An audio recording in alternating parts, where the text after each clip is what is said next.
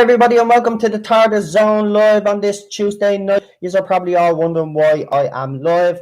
Well, last night we had problems with the live stream, so this is kind of like a test to see if I've resolved all the issues. But I will take calls tonight because that's when we seem to have the issues. So just a bit of it's not Doctor Who news as such, but Peter Capaldi apparently has been cast in Suicide Squad 2, which is absolutely fantastic. Also, just in relation to source news, you have obviously already seen that it's been announced by the BBC that Series 26 will be released, just like we said on this channel. Yeah. So there you go. So that's the only Doctor Who news, but that's common knowledge, so it's not really, that big of a deal. But there you go. We said it here, and it has materialized, and yeah. But talking about Peter Capaldi for Suicide Squad, how you all feeling about that? Anybody excited to see him in Suicide Squad 2? I'm not a fan of the Force movie, to be quite honest with you. I actually thought it was shit. Of course, Cheryl gets all the extended versions and all this. Remember, we watched the extended, and it was still crap, right? So I just let's hope the second movie is great, because the first movie was absolutely dire. It was just boring. I thought that trailer was actually very good. I noticed something though. The start of that trailer is very interesting. So Ace has obviously set up a company to kind of, help the earth. And I was kind of thinking, and I was looking at it, they obviously they were using the same cameras that they've been using for Series 11 for this trailer, for the intro to this trailer. Do you know what? After watching that trailer, I actually want an Ace spin-off, because I think it would be absolutely amazing. Seriously, after watching the start of that trailer, I was thinking, the first thing that popped into my head, an Ace trailer. I was actually excited for it, to be quite honest with you. But I don't know how any of you felt after what. Has everybody seen the trailer actually?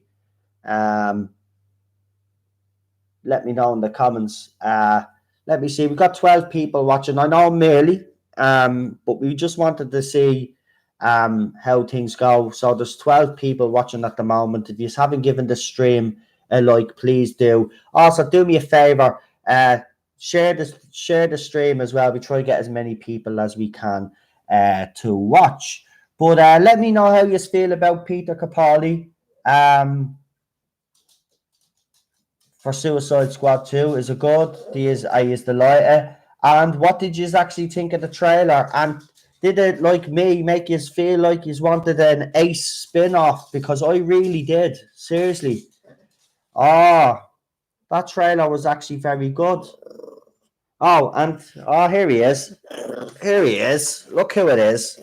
So, you have probably seen, so everybody loves to see Ted, so we decided that we'd set up his own little YouTube channel. So we're going to be putting up little clips of Ted playing with his ball and doing mad little doggy stuff, as they always do. So if you're a fan of dogs and animals in general, right, Teddy's Terror Tales, you'll see it there in the comments, the live comments there. Go and give the channel a subscribe, and Cheryl will be uploading videos of Teddy and our little adventures with Teddy, because Cheryl and Ted do a lot of stuff together, so I'm sure she'd be able to get him to do funny stuff, because she's always taking photographs of me and Ted when I'm a bloody sleep. It's actually funny. I wake up, she says, look, I've got something to show you. Look at the way Ted was lying down beside you. But it's funny. But yeah, so you obviously Ted seems to have his own little fans on this live chat. Everybody's asking where Ted is all the time. So we've decided just to it's just for a bit of fun. Do you know what I mean? But if you like dogs and stuff, go and give the channel support. And it's my wife's channel, so if you all like me, support the wife. Yeah. Well, they do like me.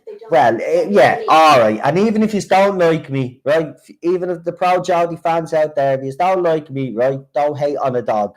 The dog is the dog, right? He's cute, right? Um. So yeah, I don't really see anybody talking about Peter Capaldi there. So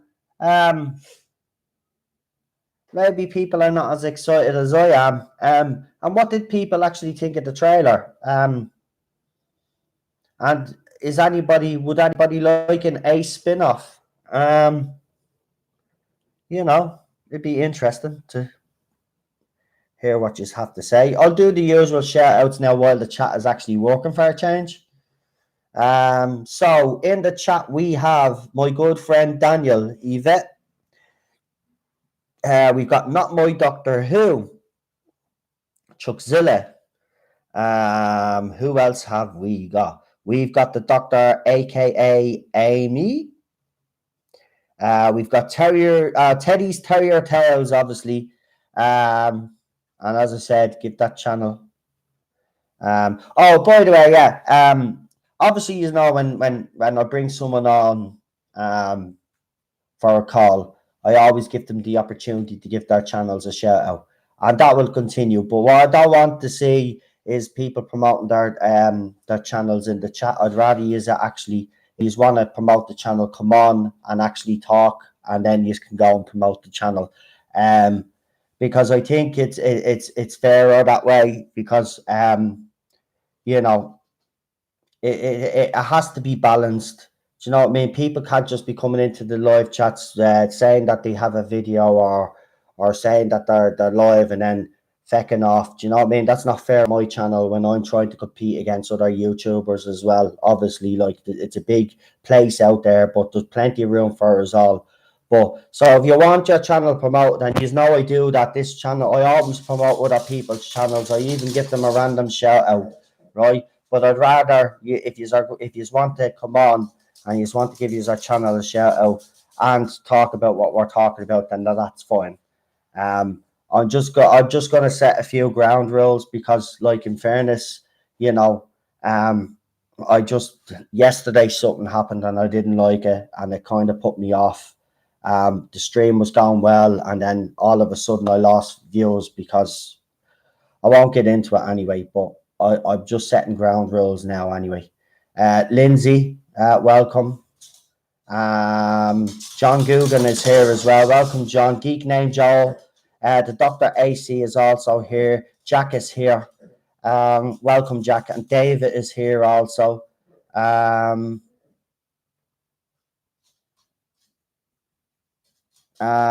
that's, I think I've caught up. I think I have caught up. So I'll take these calls tonight. Obviously, like, we could talk Doctor Who. People want to talk about Doctor Who. But I'm gonna if you're gonna talk about Doctor Who, I'm gonna narrow down the kind of topic of conversation. So we've kind of focused on Jodie Whittaker's Doctor in conversations, and we've kind of covered the series as a whole, right? But this time I just want to concentrate on the showrunner, which is Chris Chibnall, and his writing ability. So the question I'm going to ask is if you have a favorite episode of his, let us know what it is. Or if you don't have a favorite episode, tell me the reason why you actually don't like Chris Chibnall's writing. Tell me where he fails or where you think he succeeds. So tonight's topic on this channel is going to be about Chris Chibnall. So if you have anything to say about Chris Chibnall, the lines are open in 15 minutes, and they will be open dead on 15 minutes from now. So 8:30, the lines will be open. So anybody wants to come on to the live calls tonight, you know what to do. Get in touch with me on Messenger or write it in the live comments there, and I'll write your names down and I'll write them in the order that I get them. Right? So if someone puts their name up first, but I don't get their name, it's the order that I get them in. So I do apologise for that. Cheryl, could you do us a favour, chicken, and get us a pen, please? You mean the pens right here in front of you? Oh, there is. You mean the packet of pens? Oh, the big These pens? Oh, these pens. Okay, I didn't even see them. Yeah, but they look like little kids' pens. Look. They're teacher pens. Oh, they're teacher pens apparently. So if anybody wants to come on for a chat, leave your name in the live comments. Right, this only works if you guys are willing to come on. And in fairness, right, I in the last live stream I said that, you know, I want to hear from you because this live stream, I've also put the link up on Twitter, but I've also linked the BBC. I've also linked the Doctor Who BBC, right? Yeah. So Daniel is first up, right? So Daniel's name is first. So Daniel, will bring you on first, Daniel. And the subject will be about Chris Chibnall. So you've got a few minutes there to think about what you want to say about Chris Chibnall, and also if you want to comment on Peter Capaldi's casting in Suicide Squad 2, I would be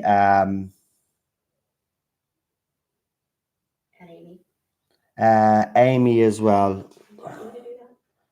No, I'll do it. The Doctor, aka Amy. All right, that's 2.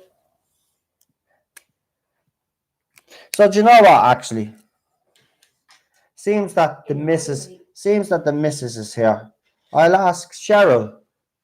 Actually, so what do you think of Peter Capaldi's casting in Suicide Squad 2? Well, I was super excited with Suicide Squad, so I'm extra excited to see Suicide Squad 2. And if Peter's in it, I just think it'll be extra brilliant because I've yet to see him in something that he doesn't just light up the screen. Whether he's being a dark character or not, his range is amazing, and he just seems to effortlessly flow between. I mean, you see him as the Doctor, you see him as Malcolm. He actually played the Who Doctor in World War Z. Yeah, he did actually. That's a good movie. Actually, there was supposed to be a part 2 of that coming out. Is it? Oh, here we go again. Everyone, take a drink. And you're already late for your first call. It's 2 minutes. I said I'm taking the first call at 8:30. It's 8:20. I thought you said 8:15. No, I didn't. See that? You all heard me. I said 8:30. Oh my God! What? Seriously. Who else? I can't bring myself to talk about Chibnall. He gets me angry. Yeah, but that's why. But come on, seriously though, if he makes you angry, I want BBC to hear the anger. This is what I'm talking about. I need you all. If anybody really wants to get something off their chest, this is what this channel is going to be doing from now on. I'm going to be taking these calls, and I want BBC to hear your voice. I've linked the BBC to this. I know they won't, but the fans will fucking hear it. Do you know what I mean? They'll hear what you have to say, right? Also, I just want to address something. The Time Ladies, right? I don't normally drop names really that much on this channel, right? The odd time I do when I'm really annoyed about something. But the Time Ladies have a cheek, right? They've put a post up on Twitter, right?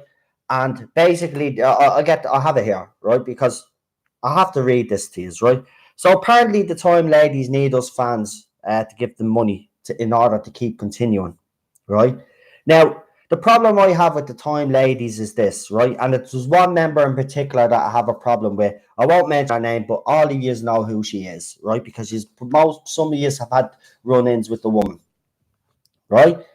Now, these people are looking for money, right?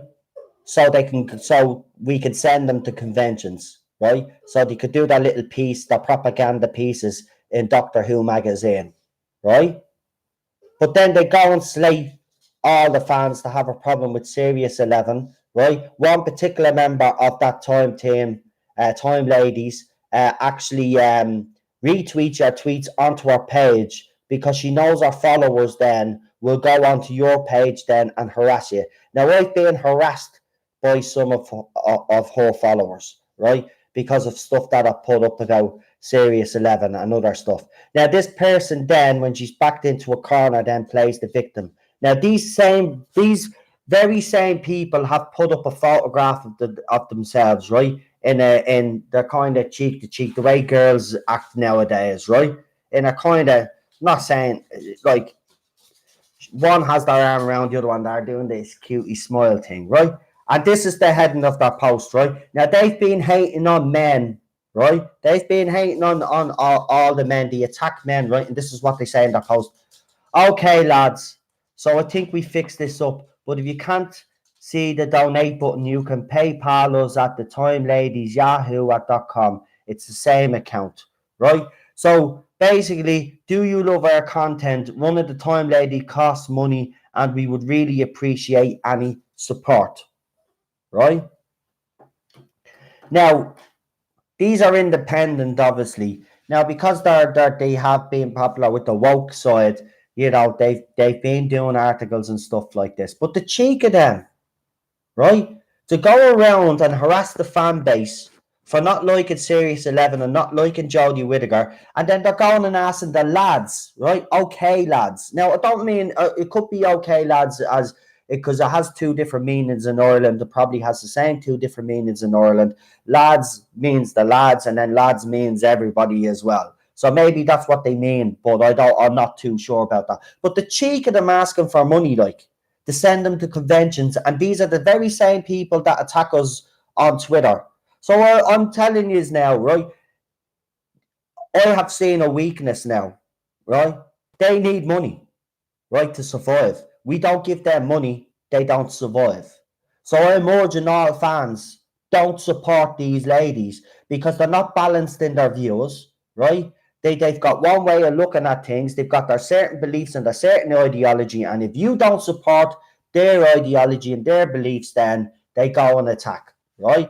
And then when you do then fight back, one of them plays the victim and then goes off Twitter for a couple of months and then comes back on then and starts spewing our crap again and then goes off again, right? Mm-hmm. It's about time that these parasites were stopped, right? So we have the power. Remember that. The only people that are going to support them is other woke people, right? But I do not believe that they will have enough support to keep their content going for too much longer if they are looking for money. So do not, please do not, anybody give them money because they are one of the cancers of this fandom, right? Because they do nothing but incite hate. All right. And I've personally been through it. And there's others on Twitter that have actually seen me personally go through it and have personally went through it themselves. These people need to be stopped. And the only way we stop them is by not giving them money. Have you given me a message there? No, just adding Neil. Oh, you're adding Neil as well. Okay, that's great. I'll start taking the calls in 5 minutes anyway.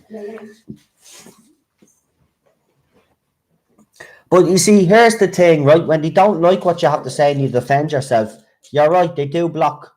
They do block. But then I have a couple of our followers still even today following me, right? And then when I put up a post, because I'm not afraid to say anything, I look at. I am not afraid to say if they say something that I'm not afraid to approach these people, right? The problem is that when you back them into a corner, they play the victim, and I'm sick of it, right? Don't give them any money; they don't deserve any money, right? You should be if anybody wants to support any Twitter accounts out there, go out and find the ones that are actually about inclusion and equality for everybody, not just a certain demographic of the fan base. Right, so do you know what? She's some nerve asking for money, some nerve. Cheek of them, and then the photographs they put up as well. Like, do you know what I mean? Like, you didn't need to put your mugs on the post. Do you know what I mean? What are you using your womanly ways to get money out of men for? Do you know what I mean? All you needed to do was put the post up. You didn't need to put photographs of yourselves up. Do you know what I mean? What you put the photographs of yourselves because you're trying to get the lads that you think that are attracted to you to give you money. Right? So you are basically using your gender. You know, how ironic. How ironic. Seriously, these women need to. Did you know what? I've not. Someone says to me, "I hate women." Right? You've probably seen the video that I put up. Someone on Twitter has decided that they're going to slander me. Um, they've called me homophobic. They've called me transphobic. Apparently, they're accusing me of bullying them for months, which is absolutely no evidence on Twitter to actually even show that. They said that they had screenshots. I said they showed the screenshots, and when people pressed them on showing the screenshots, they had nothing to provide. All right, it's bullshit. If you're gonna look, the reason why I didn't mention the person in the video on YouTube is because I don't want the video to be taken down, and because that person would obviously say that I'm harassing them, which was another thing that they said. So that's why I left the person's name out, right? But you can see the tweets and you see the kind of stuff that they're saying. It's disgusting. And this is what they go and resort to, right? When they don't get their own way, or when you actually beat them with facts, right? Then they start coming out and calling it all these names. Now, I've had to deal with a couple of people on Twitter that have come out with the same stuff. But this latest stuff, it was getting a lot of retweets and it was getting a lot of likes. And they clearly are delusional because you've absolutely no evidence, because there is no evidence. Because do you think my wife would be married to me if she thought I bullied women? Right? Do you not think that my wife, that I don't tell my wife what I'm putting up on Twitter or anything? I'm talking to Cheryl 24/7 nearly about this channel and about what's being said and stuff, and she's even sick of it. Right? I don't blame her. Like, do you know what I mean? They go around saying I bully women. You know what I mean? I don't care if he's called me sexist, misogynistic, if he's called me transphobic and he's called me homophobic. Everybody that knows me knows that isn't the case. But to actually say that I go around bully women, no, I don't. And any woman that I have targeted on Twitter or on any platform, social media platform, has gone after me first. All right. So I don't. They talk about they want equal rights. Well, if a woman comes after me, I'm going to defend myself. All right, because I'm sick of this victim mentality that all these radical feminists have. I'm sick of it. Right. Okay. I seen another tweet. Some bloke. He's a fucking idiot. He is. He's basically blaming men, us. Right, blaming us. It's our fault that there's more male suicides. By the way. Go figure, because apparently, it's their fault because we're telling other men that you have to be macho, that you can't show your feet. No, don't know where you're getting that from. It's changed. It's changed, but it's the same old rhetoric, and it's come from. And you know what? As well, I hate. You see these tweets by white people saying, "I hate white people." Well, you're white yourself, you stupid bleeding tick hole. So you hate your own skin. And you say kill all white people, so does that mean you're going to jump off a bridge or something, you fucking idiot? I'm sick of it. But seriously, don't give those time ladies any your money. You'd be foolish if you do, because what they do is they spew out their propaganda, right? And then what they do then is they write reviews of classic episodes then and try to use today's ideology and everything and all this, and they ruin reviews and everything. Right? Their content on Twitter is a disgrace as well because they keep going after people, and you just have to look. You just have to look. You retweet tweets all the time. And then I get accused of that. Yeah, of course I retweets all the time. That's what Twitter's there for, right? But the difference is when I retweet a tweet, I'm not retweeting a tweet to incite hate. I'm not putting up something. No, look at this guy. Look what he's up to. You know what I mean? I go after journalists, male, female. I go after the Doctor Who feminist front, because if you go in and look at their page and you see the stuff they're bullying men, right? That the one particular member of the Time Ladies, I had one run in with her, and then that was enough for me, and I wasn't going to deal with her again, because anyone that plays the victim like that, play the victim like that, and then that person goes and does something to themselves, then I'm the one that gets the blame, and they know exactly what they're doing. It's victim playing, and I don't deal with people that victim play, right? Because people that victim play are dangerous, right? They're very dangerous, right? I'm about to take the first call now. It's coming into 2029. So I will get ready on Messenger. So remember, Chris Chibnall, Peter Capaldi. Now, listen, for fairness this time, everybody's getting 15 minutes. So we're going to get a timer. The teacher timer? I want to get through as many calls as we can, right? What are you doing? It's only the timer, Ted. Right? But the time won't start, obviously, until, obviously, the person comes on. Right? Shit. Oh, look, I'm Oh, for heaven's sake. I know, what am I at? Can I kitchen paper or something? No, me. I drowned me. You're worried about the bleeding floor? Can you get out me Jody blood juice, please? Thank you. Thanks. Oh, you already went through one cake? Oh, yeah, give us me Jody blood juice. Thank you. See, I get Jody Whittaker's blood canned. It's nice. Gets me set up for the kind of gets me set up for the old live streams, you know. See, there's 24 people watching right now at the moment. If you haven't given the video a like, please do. Share, subscribe. And by the way, yeah, actually, for everybody that is subbed to me, I want you to make sure that you're still subbed, because apparently people are telling me that they're being unsubbed, they're being the notifications aren't coming up. So please make sure that you're still sub notified and all that crap, because YouTube is screwing around. And I tell you to keep it up. Casper, the friendly ghost. Oh, that's Liddy's cat. I love my bloody toast. No, did I get a copyright strike last night? Oh, that must have been with the two videos that went poorly. Yeah.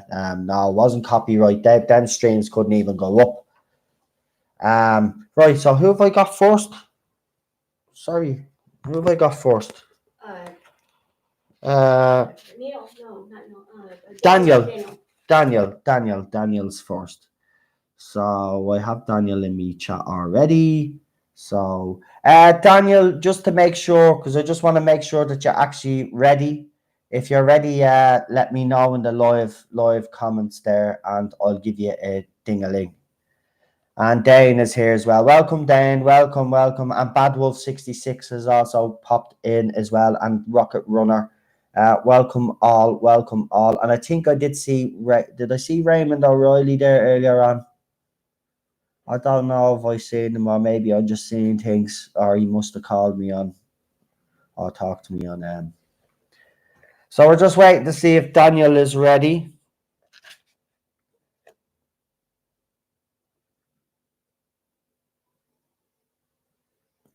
And RG Ross is here as well. Meow. Welcome. Cheryl has been demodded. No, Cheryl hasn't been demodded. Cheryl, why were you? What? Oh yeah, because remember, I'm not Teddy right now, so I'm just Right, but no, that's not good enough. Well, add me, and Nerdaholics just joined, and Nerdaholics is here as well. George. Oh, Nerdaholics is here as well. Hello, lads. Hello. How are you? Just watch the Bake Off with the missus. Oh, you're watching the well, we'll be still on. Ah, Jesus, I don't the Bake Off. Right, I'll tell you what, it doesn't look like Daniel is ready yet. He's not coming up on the live comment, so he must be doing something, but we will get back to him.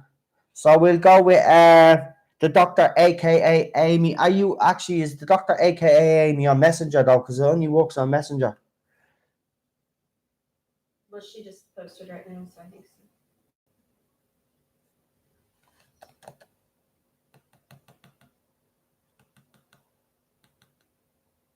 Right, well, we're waiting to see if Amy is on Messenger. If there's anybody else, I've only got 3 callers now so far. So, is there anybody else in the live comments that's willing to come on, that has Messenger, that's willing to come on for 15 minutes to have a chat? You don't have to be shy. As I said, I've posted this link onto Twitter. What? Yeah, but I don't know what under what name. Like I don't like. Where am I looking? Amy, have you sent me a message?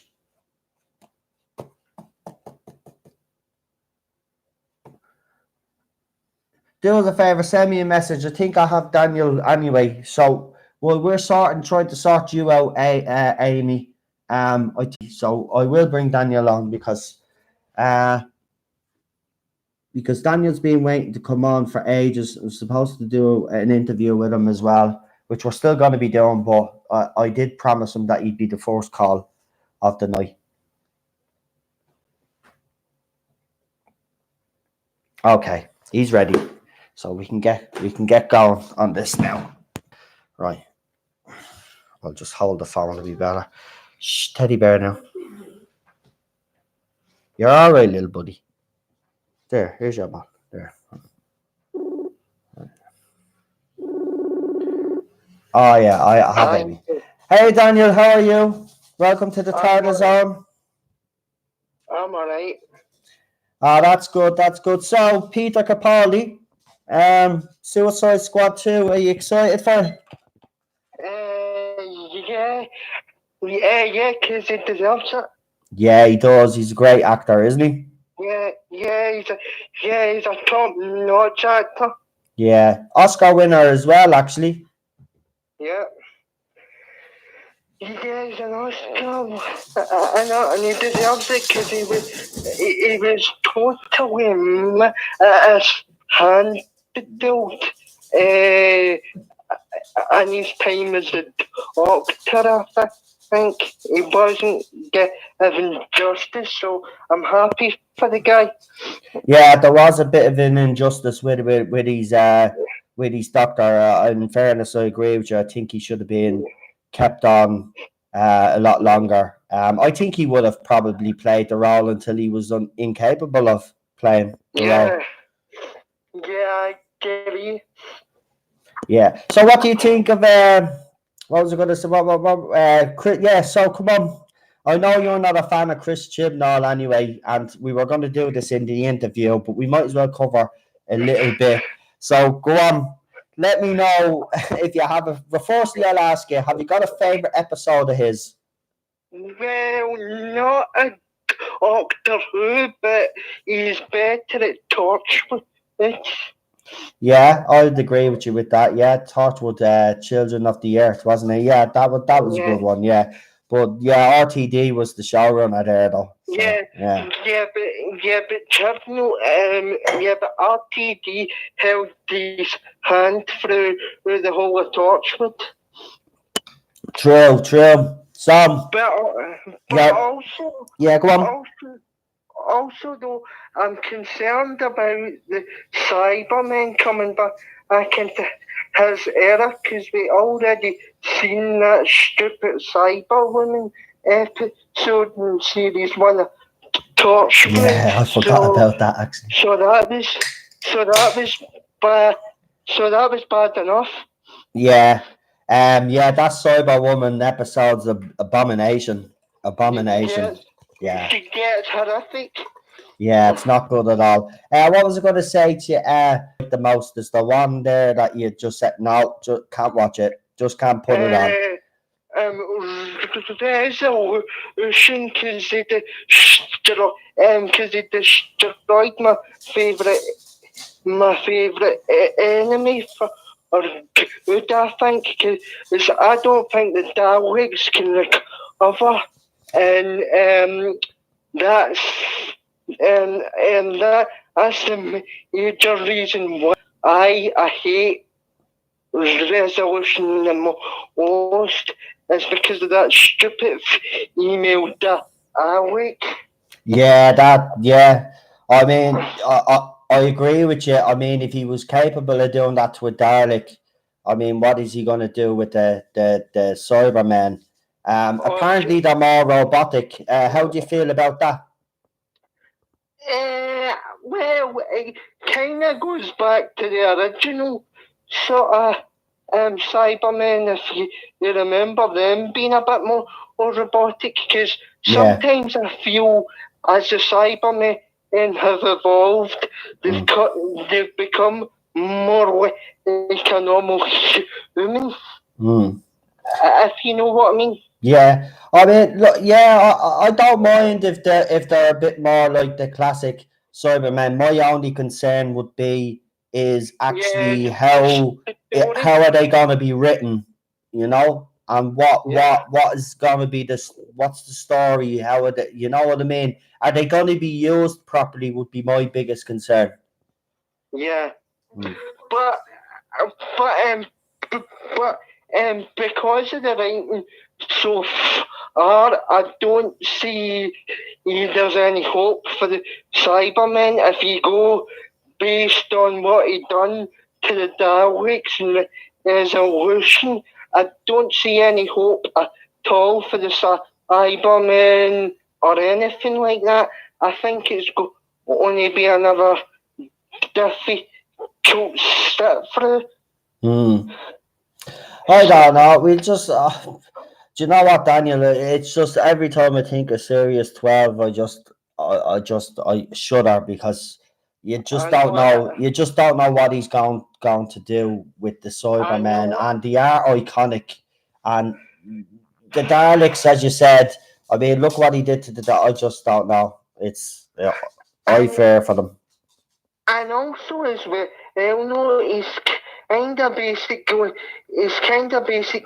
acting like he's the best thing since sliced bread. He's a hypocrite, because like you can't even criticize the man anymore Yeah. without like, do you know what I mean? 'Cause it's like he said his piece to Jane Baker, the Pippin Jane Baker, about the trial of a Time Lord. Mm. So that's what I don't get is hypocrisy with the man, and he's also basically riding off his success with Broad Church as well, and you can't do that as a writer. You've got to keep evolving. Yeah, I agree with you. He has lived off the. He is waving off the success of Broadchurch. Because let's be honest, Torchwood obviously RTD was the showrunner, but Broadchurch was his baby. Look, Chris Chibnall is good at writing drama, but even when you break Yeah. down Broadchurch, if you actually watch Broadchurch, the character development for the rest of the characters, bar the two main characters, right? They have a lot Yeah. of character development, right?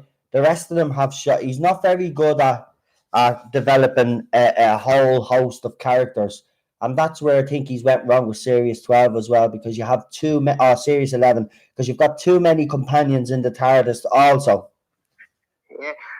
And too many episodes actually feel like an ITV drama as well. I feel as though I'm watching an ITV historical drama rather than a Doctor Who episodes at times with his writing, and that's not good because I tune in for sci-fi. Sci-fi's what I enjoy, so. Exactly. No, you're right. I agree with you. You're spot on there. It does actually feel like an ITV kind of one of those period drama kind of things done badly. Yeah, Yeah. yeah. So we know.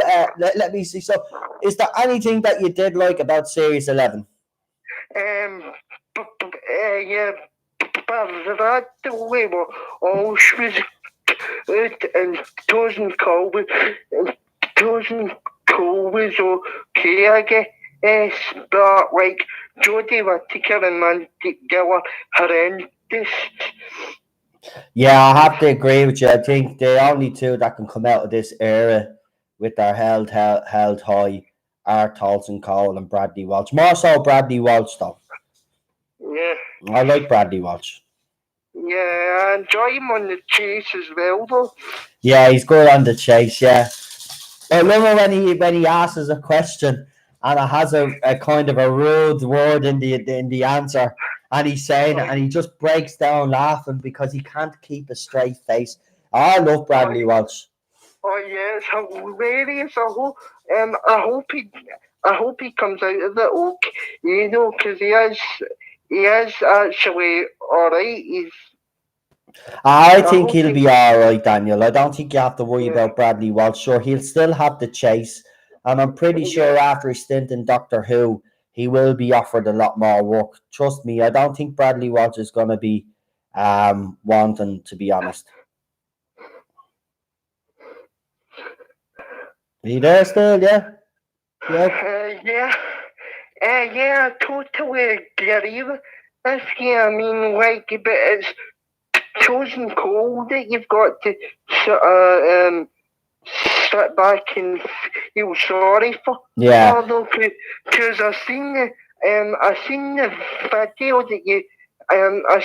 video that you put up of Chosen Cole's reaction to the production assistant, and he looked pissed off with the whole situation, and basically looked as though he's had enough, basically, if you go by that. Exactly. I mean, look, people are saying that video, that Instagram short story, it means nothing. But the thing that I've been saying from day one is okay, if it means nothing, why did he record right at that particular time when he was asked that particular question? If there was nothing going on, he would just be recording random stuff. But it was this particular question. I mean, he was asked, did Jodie do our lines? Right? And he goes, I don't know. Yeah. And people think there's nothing suspicious about that. Yeah. Yeah, I totally agree with you, but like my auntie girl, I don't think I'll get any more.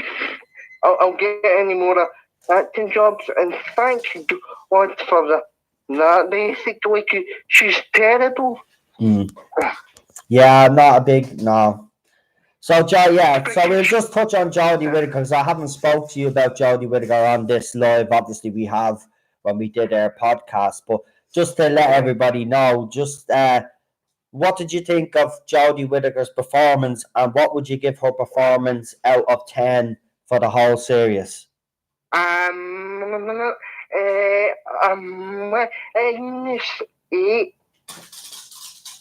You'd Because give she's that bad. Mine is 8. She looks constipated in every scene. she looks constipated and everything. And I love it, Daniel. I love it. Oh my god. And she's an imposter. It's basically I love it. It's a man's role, basically, and it should stay a man's role, and it doesn't matter the caliber of actress, in my opinion. So that's another reason I hate Chibnall, is the fact that he's destroyed the character. Yeah, I agree with you. So come here, one last question before we finish up. Who would be your ideal showrunner, and who would be the Doctor for you? Who would you choose to be the next Doctor, and who would be your favourite showrunner to take over? So favourite person you'd like to take over a showrunner, basically.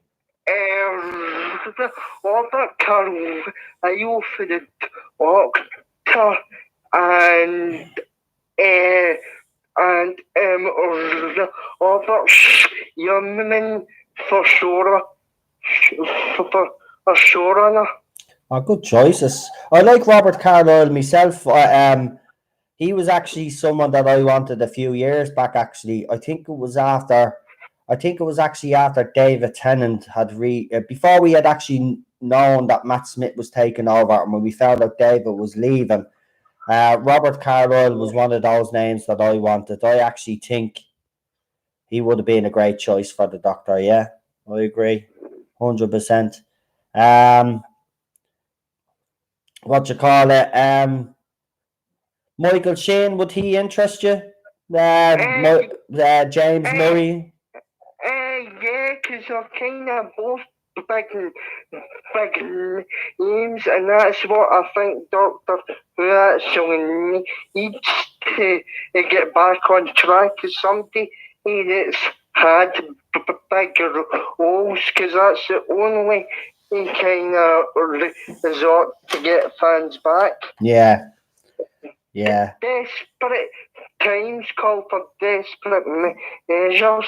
I agree with you 100%. And I think we are getting at that stage now, to be honest with you. Yeah.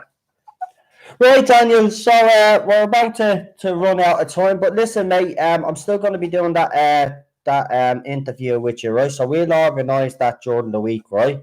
And then I'll throw that up on the channel. But if you want to come on anytime you want to come on here, any night of the week that I'm on, you're more than welcome. Okay.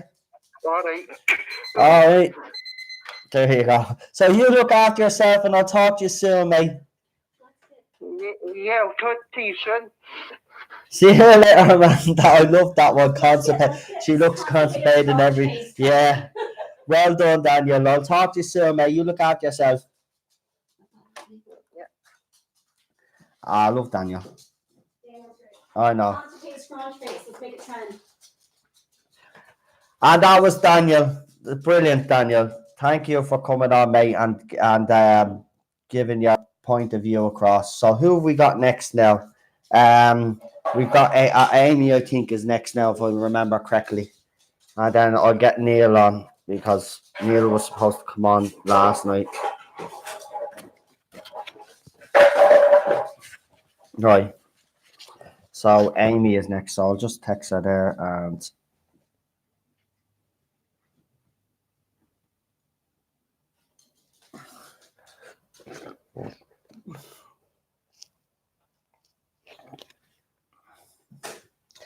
But that was a great call by Daniel. I have to say, I love that line. Where's that? Did someone get a hashtag going there?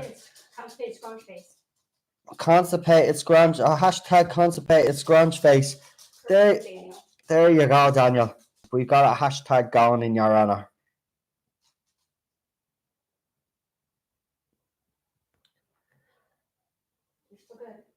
No, look what I'm saying. Oh yeah, okay. Right, I'm gonna take the next call anyway. I already I don't know. Hello, welcome to the Tardis Zone, Amy. How are you? I'm doing well. That's good. So, well, I suppose we'll start off with Peter Capaldi's casting. Now, I'm asking everybody tonight. So, Peter Capaldi's casting in Suicide Squad. Happy? Sad? Don't care? I'm ecstatic. Right. Did you see the first movie? Yeah. I tried. Yeah, you're like me. Yeah. It's not great. But I had to quit because it was just no. I couldn't get through it. Yeah. What was I going to say? So yeah. What were we talking about? Sorry, I'm at the my mind's just at the going blank there. What was I? Yeah. Chris Chibnall. Right. Jesus. Yeah. Right. So as I've asked Daniel earlier, have you got a favorite episode? We'll start off with that first. You got a favorite episode of Chibnall's? I have 3. The dinosaurs on a spaceship. The only reason was because of the dinosaurs. Mm-hmm. I agree with everybody else in the chat. The dinosaurs made it. Right. For me. Okay. Because I love dinosaurs. All right. Yeah, I love dinosaurs. Yeah, but okay. All right. Fair enough. Other than that, it was crap. Right. Oh, Ted. Oh, guys. That is disgusting. Right, go ahead, go on. I just have to hold my nose like this for a few minutes. Did he just do what I think he did? He just had a bit of a. Oh, sorry if I look like a terrorist right now. Me dog basically just decided that'd be a good idea to fart right beside me, and it is disgusting. Oh my god! Right, so go on anyway. Right, so dinosaurs in the spaceship. What's the next episode of Chibnall you like? And I'm finding this fascinating because you're the first person that I've met that actually likes something that guy's wrote. So this is going to be interesting. So what's the second one? It's not really an episode, but the 5-piece, the pond life. The what? That little. It's called Pond Life. All right, you did it. And Rory in it. Right. Okay, that's fair enough. All right, yeah, okay. What's the next other one? And, Sorry, me nose is still. Only episodes. Huh? No, I said I'm sorry. Me nose is still bleeding, getting assaulted here. Go ahead. And the only episode I liked out of series 11. Yeah. That was written by him was the first episode, The Woman Who Fell to Earth. That's it. Right. And that was even so. Right. But those are it. Right. So, are you? So, can I just ask you, because obviously everybody that I've had on, and as you know, are 100% don't like him, but you obviously like certain things about him. So, are you actually looking forward to Series 12? No. No. All right. I like certain episodes he wrote, but I don't. But as a whole, I don't like him. I actually despise him. Right. But very, very, very few and far between. He actually, in my mind, puts little things somewhere that makes it bearable to watch. Right, I can kind of get where you're coming from. Yeah, I'm trying to get where you're coming from because I'm so, you know me, I don't like him. I just think he's a hack. I think he struck it like Jodie Whittaker struck it lucky with this job, and I think he's fooling a lot of people. To be quite honest with you, but that's just my opinion. Obviously, you like some elements. Well, yeah, what if I'm correct in saying you like some elements of his writing? Yes, Right. like the dinosaurs or Right. Things like that. I like elements, but Right. I don't like his writing as a whole. Right. No, thank you. All right. What about Jodie Whittaker? It'll be interesting to see what you have to say about Jodie. So, what do you think of her performance? Or Am I allowed to swear? well, I drop F-bombs all the time, so go for it. She is nothing but a money hungry, just bitch. I hate her. She's disgusting. She can't act. She's, to me, I just look at her and I think she's filthy. If you know what I mean. Oh my God! Everybody really does hate Jodie Whittaker. I thought I was the only one. But no, I mean they hate her acting. Same thing. Yeah. Same thing. Yeah. So it's safe to say then that even though you like some elements of Chris Chibnall's writing and you despise him, but you hate Jodie. Hold on, this getting confusing. This is confusing me. You like some elements of his writing, but you can't stand him. You hate Jodie Whittaker, so you're not looking forward to Series 12. No, let me break it down for you. Right. Every girl understands this. She doesn't like him, but she can like him.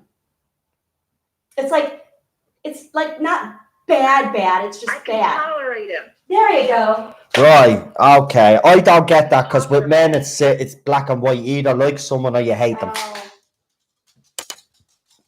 That's interesting. So I don't know. I mean, what? Right, here's one for you because this is going to be interesting again, right? So you don't like we could clearly tell that you don't like Jodie Whittaker. So in Series 11, which episode do you think was our worst performance? And which one do you think was our best performance if she actually had a best performance? And BBC, listen up. This is from a woman, by the way, not a man. Go ahead. Her best, I think, and this is loosely said, her best performance would be in Resolution when she had her little dig at Tosin's dad. Right. When she got on his ass for treating him like he did. Yeah. I think that was her best. But that's not saying much. Yeah. So basically what you're saying is Jodie's best performance, or best part of her performance was when she was berating her father for not seeing the son. Yes. Right. Okay. Well, If that makes any sense. No, I get you, because I always say that our best performance actually in that was It Takes You Away, when she was actually giving out to that single father. Like, I think when she was giving out to men, Jodie Whittaker's acting actually became a different level. I think when she had to act in something else, when she had to do something else that didn't involve giving out to a man or telling a man how bad they were, she wasn't actually great. Yeah. And another thing, when she makes those faces, it reminds me of a stank face. Yeah. A really bad stank face, like she's smelling really bad skunk odor. Yeah. I don't really like Jodie Whittaker, really, and I see those faces. It annoys me. Actually, I put up an article about a journalist, right? So there's this journalist that wasn't a fan of Series 11, right? So apparently then he started picking up the Jodie Whittaker comments, and then all of a sudden he said, I'm going to give Series 11 another chance because it might be better the second time round. Of course, the propaganda machine has already started. You'll already see now, watch, right? He won't be the first journalist. You're going to see a lot of journalists now over the next couple of weeks and next couple of months now saying that they're reevaluating Series 11 and that it's not as bad as it first was and all this crap because the propaganda machine is going to be wrong. Do not buy that shite. Right. It's worse the second time around. It probably is. I wouldn't know. Absolutely. It's horrible.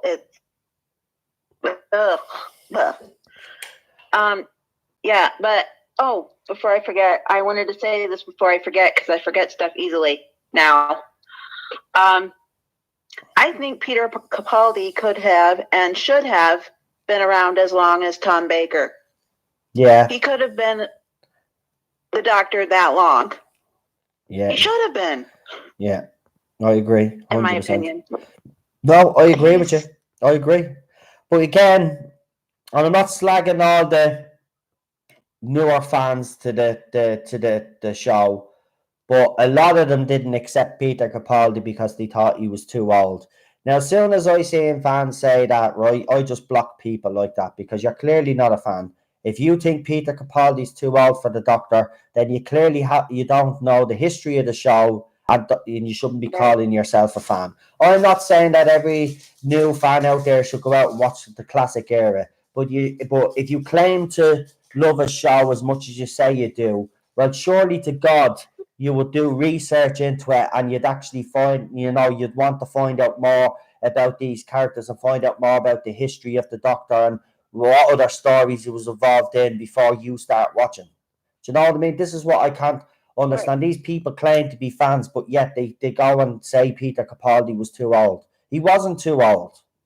He wasn't. No, he wasn't. He was the same age as Bill Hartnell. Yeah, exactly. And he would have went on forever as well if he hadn't got sick. Oh, I agree.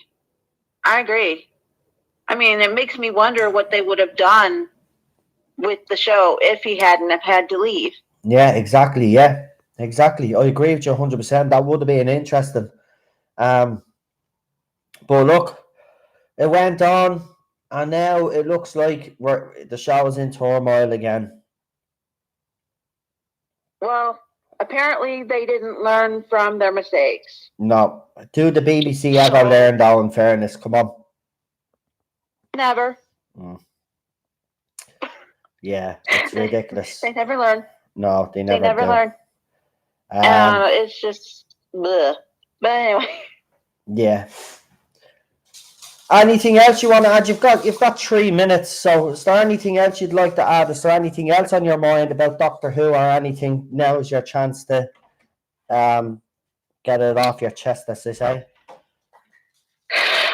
Well, I wanted to say, when you said you couldn't understand how I thought about Chris Chibnall, I do despise him, yes, but I can tolerate him. And the way that I like to explain it to people is there are certain family members that I definitely cannot stand being around. Right. But I have to tolerate them. Right. For the sake of being around the family or whatever. Yeah. So I despise Chibnall, but I tolerate him in certain episodes and certain things I like. Yeah. Because I have to tolerate him. I try to find certain elements and certain tidbits that I like so that I can get through. Yeah, I know. I know. I can't even stand to watch. Seriously. That's Ted.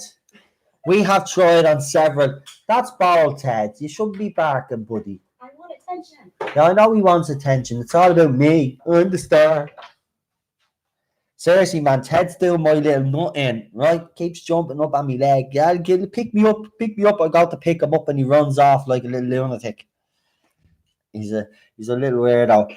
Just to finish off, so I've already asked you, so you're not looking forward to Series 12, so I assume you won't be watching Series 12. I'll probably... Right now, no. Right. But I don't...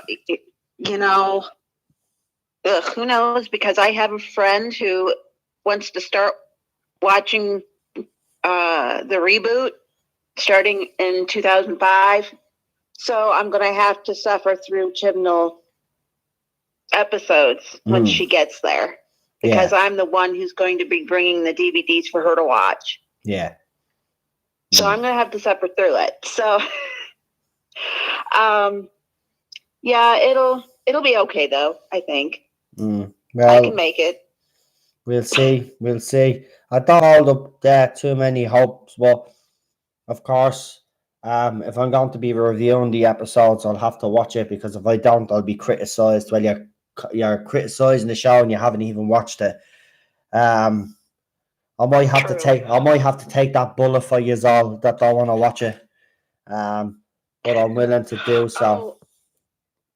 And before I forget, another person I thought would be a good choice would be Ben Whishaw for the Doctor. Yeah. Q, the new Q out of the Bond franchise. Yeah. I actually agree with you on that. He would be a good choice. We'll see what BBC do, though. We'll see what they do. Amy, listen, thanks for your call. You're more than welcome. As I say to every caller, you're more than welcome to come on anytime you want. And if you want to come on again on Wednesday, just let us know and we will put you down on the list, okay? Well, absolutely fantastic call. I appreciate it. And we will talk to you soon. All right. Thanks a lot, guys. See ya. Bye. See ya. Bye-bye.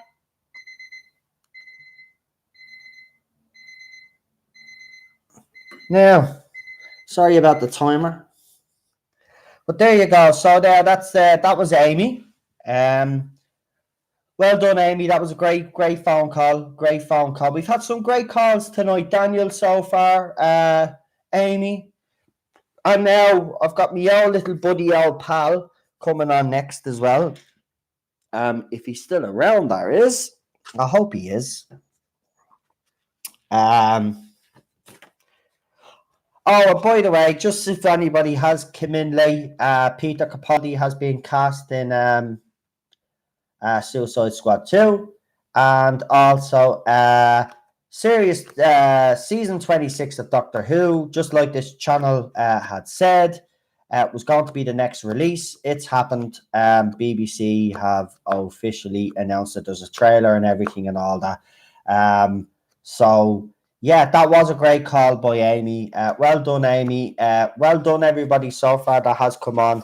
And you know what? Seriously, guys, I know some of you are a bit shy, but once you get going, you know, I'll let you get talk and everything. Like, just once you get into your little groove, you will be fine. Trust me, because I was never any good at all this, especially talking online to people. But as the weeks went on, I got more confident. So I'm gonna bring now my next guest on, my next caller, I should say, and I say he'll have plenty to say about Chris Chibnall.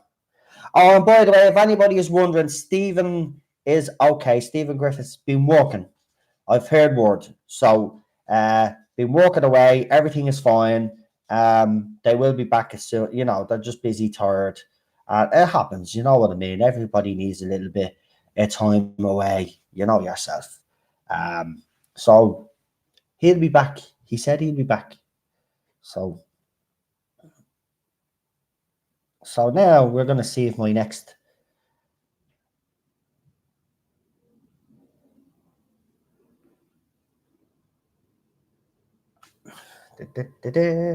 Boo! Ted, come here. Right, just hang on. Ted's going to make a little cameo. So, Teddy, are you enjoying the show so far? Yeah? Let's do it, Ted. I'm spreading the news. Do. Jody's leaving today. Do. I wanna be a part of it. Chibnall. You better get out of our fandom. Boo. Oh no, he sees his mummy and now he wants to go. Oh, mummy, I want my mummy. Ah.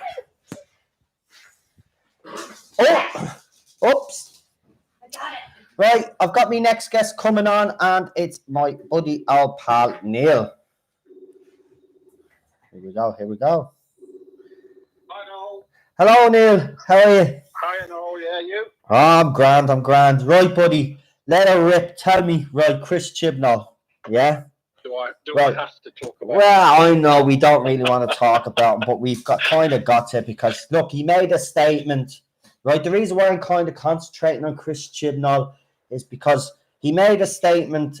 Terrence Dix, as you know, passed away, and some Doctor Who fans have basically linked that. Well, then he must be still showrunner because he made a statement. So I wanted to actually highlight Chris Chibnall, and I actually wanted fans to talk about Chris Chibnall and to actually let people know how despised the man is, because he's not well liked in the fandom, and I want other fans out there to hear the reasons why. So let her rip, man. Let me know why you don't like Chris Chibnall. I'll ask you, the first question I'll ask you is what I've asked everybody. Have you got a favourite episode of his? Can I choose an episode from something other than Doctor Who? Yes. You're going to pick Broadchurch. He wrote, I don't know whether you know, but he wrote a couple of episodes of Life on Mars. Yeah, he did. Yeah, I know. Did yeah. you watch Life on Mars? Yeah, I used to watch that, and Ashes to Ashes. Series. Yeah, brilliant series. And he did actually write a couple of episodes of Life on Mars, and one of the ones he wrote of that I actually enjoyed. Right. But it comes back to that same thing. He can write drama. Yes. But he can't. I mean, I know Life on Mars had an element of sci-fi too. True. But it wasn't sort of the sci-fi we think of as Doctor Who. Yeah. But so the episode, the one I'm talking about in Life on Mars, he wrote the one where there was a prisoner that dies in the cell, and it was one of the police officers' fault. And yeah, that's a great little show, actually. Sort of stuff. Now that was actually a very good story. Mm-hmm. Yeah. But I honestly can't find a single episode of Doctor Who that I think is a good episode he's written. Okay. And where do you think he fails as I mean- showrunner for Doctor Who, actually? You'd be very interested to see where you think he fails, because you've already said that he did okay with Life on Mars, and obviously people will say that he did well with Broadchurch, and then he obviously had his series of Torchwood, but obviously RTD was the main man there. He was obviously holding his hand. But where do you think he fails when it comes to Doctor Who? Well, the problem I saw with his episodes before he became showrunner was he always had the same theme. He always had the same thing. I've talked with you about this before. I know what you're going to say. There's always a countdown. There's always some major disaster that gets solved in the most ridiculously easy way possible. Yeah. And it usually involves the sonic screwdriver, which annoys me that seems to be the go-to thing to get out of everything these days, when it used to be just for opening doors. But, so, it does seem to go to, because you said you were going to talk about Chris Chibnall, I just reminded myself of his episodes that he'd written. And you start back with 42 in David Tennant's run, and it was a countdown to a major disaster. Then they dumped the fuel out of the spaceship, and everything's solved. Hungry Earth and Cold Blood again, countdown to major incident, fizzles out to nothing by the end of the episode. Exactly. Dinosaurs on a spaceship, countdown again, 6 hours. And that was solved by, a really simple thing. Power of 3, countdown, solved in the most ridiculous way possible.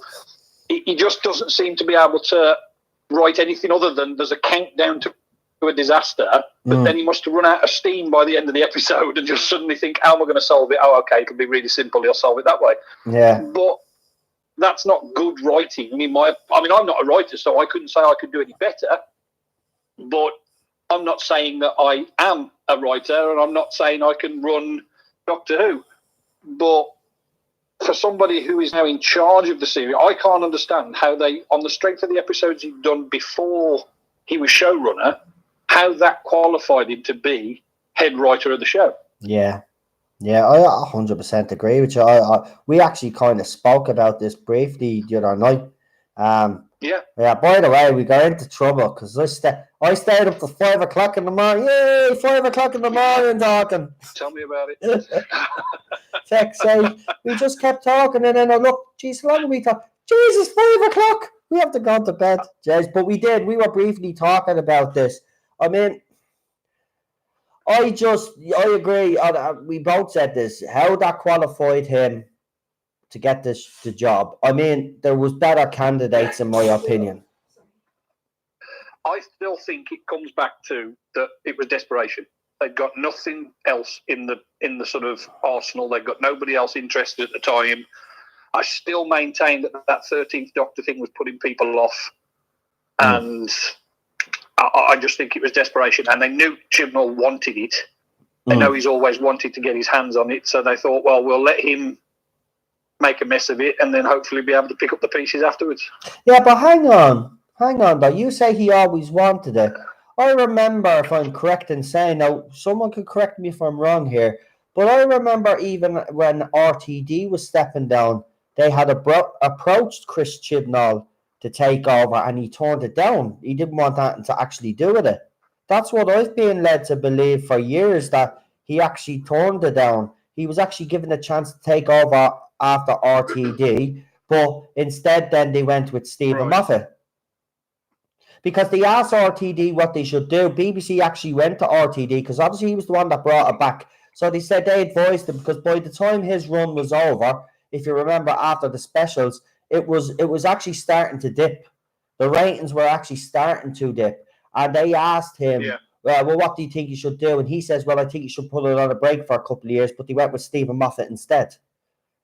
So I'm pretty sure he was offered that and he turned it down originally because he said he didn't want to go near it. Sure, he's also come out and self-confessed that he hates the Cybermen, he hates the Daleks, and he hates all these others. So why is he brought back the Daleks, right? Now he's bringing back the Cybermen, but he hates them. So if someone has publicly come out and said that they don't like these villains, how are we supposed to trust that this guy is actually going to treat them with respect and write them the way they should be written if he doesn't like them in the first place. Well, yeah, I see your point. But I mean, with the fact that he brought back the Daleks at the end of series 11, I mean, I'm guessing the episode was written before the end of series 11 had finished airing anyway. Written, filmed, almost finished, whatever. But I think he would have seen, because they I don't know whether they still do it, but they usually do sort of screenings to press and to certain privileged people before these things go out. No, they did. They did with Series 11. They did, because there was a couple of people on Twitter. That's why you should get on Twitter now when it starts, because you get these people, Neil, you get these reporters, as you said, the snobbies. They get the sneak peek, and then they're putting out spoiler free. And you should have seen it when Series 11 was, but it was cringeworthy, man. It was cringeworthy. You think, seriously, the way they were writing about it last year, I've actually put videos up, the way they were writing about it last year, you think it was Oscar-worthy. Yeah. Well, I think you could see from most of the reviews I saw that it was a BBC press pack, it was buzzwords and all this sort of stuff. It was all... basically, the articles, apart from the odd few different words, were the same thing. And it was all about how refreshing it was to see Jodie in the role and all this sort of stuff. And I just thought, I can't believe anybody has sat down and watched those episodes and thought that looks refreshing, what she was doing. There was nothing refreshing about it at all. It was cringeworthy, but it wasn't refreshing at all. No, I agree with you. It was refreshing. Right, this was an impression of me, right, watching a woman who fell to earth, right? Yeah, say again. I said this was an impression of me. If you're looking at the screen now, this was an impression of me watching the woman who fell to earth. Right, yeah, I see what you're saying, yeah. I mean, yeah. Blank. I had the same reaction. Blank. I'd no emotion. I'd literally no emotion. I actually got physically angry when she did that whole I am doctor speech. It was weak, uninspiring, but of course, Cheryl was sitting here like this, like a little girl. Because Cheryl was, now I have to admit, Cheryl was actually really excited. Cheryl was like, she was hoping it would work out. And I think, how many episodes did you get in when you realised it was actually shit? Yeah, she got sad. She got very sad. She actually fell asleep during one, right? And I said, Joe, I'm sitting here watching this because you're watching it. Now you're falling asleep, like. And now you're going to let me watch this on my own and let me suffer on me? No, you're not. I kept poking her to wake her up. I wasn't suffering on my own. Well, to be honest, I was the same.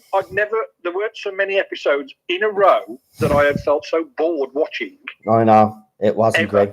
In Doctor Who. And I watched them all with headphones on my own because I was refusing to watch it on the BBC on the television. So yeah, I know. I watched them on the computer with headphones on. And I'd got a little notepad next to me for the first episode, and I kept writing things down of just what I was finding wrong with that episode on the first time I was watching it.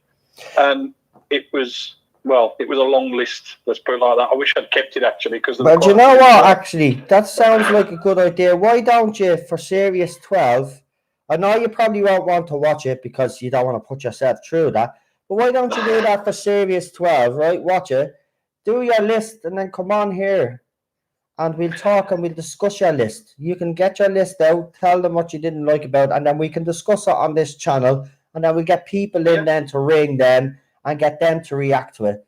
Do you know what I mean? Be a good idea. If you're willing, there is. I wouldn't want to make you suffer now. I wouldn't trust Series 12 on you. I wouldn't do that to my own worst enemy, to be quite honest with you. Like, I wouldn't want them to suffer. It's the same as you've said before, though. To have an opinion on it, you've got to watch it, I think. Yeah. So there's no way I'm not going to watch them. I've never not watched an episode of Doctor Who yet, even though I don't think this is as far from Doctor Who as I've ever seen in my life. But I've still got to watch it so that I can have an opinion on it. If I have an opinion without watching it, then a hypocrite. So I can't sort of say things about the episode if I haven't watched it. So yeah, I will definitely do that. Yeah, I think you have to, don't you? If you're going to criticize, I mean, people have seen clips and are criticize. That's fine, fair enough, right? But I mean, you can't criticize the show unless you've actually watched that, at least an episode. I mean, you can judge from one. People will say, "Well, you need 2 or 3." No, you don't. You only need 1 episode. Trust me to know how bad it is, right? Because there is some shows that improve after 1 episode, maybe 2, second to 20, it picks up, but this doesn't. This just continues to be a train wreck from the time it comes onto the screen to the time it ends. It's a train wreck. Is there anything at all, that you liked about Series 11? Because I can't find anything that I personally liked. As I said, if I was really stretched, I'd go and watch Kerblam again. But even though that was propaganda filled as well, I had less Jodie in that. I suppose about the only thing I could find positive from the entire run was it was over. The exterior of the TARDIS looked closer to a classic look. And I did like that. But the interior of the TARDIS cancelled that out altogether because that was bloody awful. Do you know what? I agree with you, Neil. I said the exact same thing, actually. The outside of the TARDIS hadn't got a problem with. It was actually more like, I agree with you, it was more classic feel about it. But as soon as you open those fucking doors and go inside it, what the fuck, man? I mean, talk about a cop-out when you make a TARDIS set where the inside you can see the entire sort of police box inside the TARDIS. Now that's just a cheat because obviously since RTD brought it back, they'd gone the whole hog and made sure that when the doors were open, you could see inside the TARDIS and all this sort of stuff. I know when it was just on location, it was just done with either green screen or images inside the TARDIS, inside the police box, but they made it so that it looked more realistic. Yeah. And then Chibnall goes and cops out and just makes his so that you can see the entire inside of the police box inside the TARDIS, so he doesn't have to do that when they open the doors for the exterior of the TARDIS. So we could sit here all night again because we did already, and just hate on well, not hate, but just talk about all the things that are wrong with this era. And absolutely, I mean, the reason why I'm gonna keep highlighting this anyway, though. This channel is gonna keep highlighting how bad this era is, because at the end of the day, there's no point if you just heard me moaning all the time. This is why I'm gonna bring other people on to moan, because people need to hear. BBC, I have this live stream linked to the BBC. Now, I'm not saying anybody at the BBC is watching it, but it's linked there. So I hope they do, or someone watches this video and sees that all is not well with the fans over this era, because they're trying to tell people that this era is popular, and it ain't. Yeah, there's nothing like a bit of propaganda, though, is there? The more they try and say it, the more they believe it. But it's never going to be believed in, well, certainly in, I think, a big chunk of the fandom, because no matter what the pro-Jodie ones saying we're the minority, I don't believe we're the minority at all. No, I don't believe that just what you see on social media is a small percentage of the actual people watching Doctor Who. Mm-hmm. I mean, there's only sort of tens of thousands of people on even the official Doctor Who page on Facebook. I know. So when you've got millions of people watching the episode, they're not going to. There's a lot that aren't going to bother going on social media and voicing their opinions. They're not as vocal as us. They're not as loud as us. Mm-hmm. But they're just not going to watch it. Mm-hmm.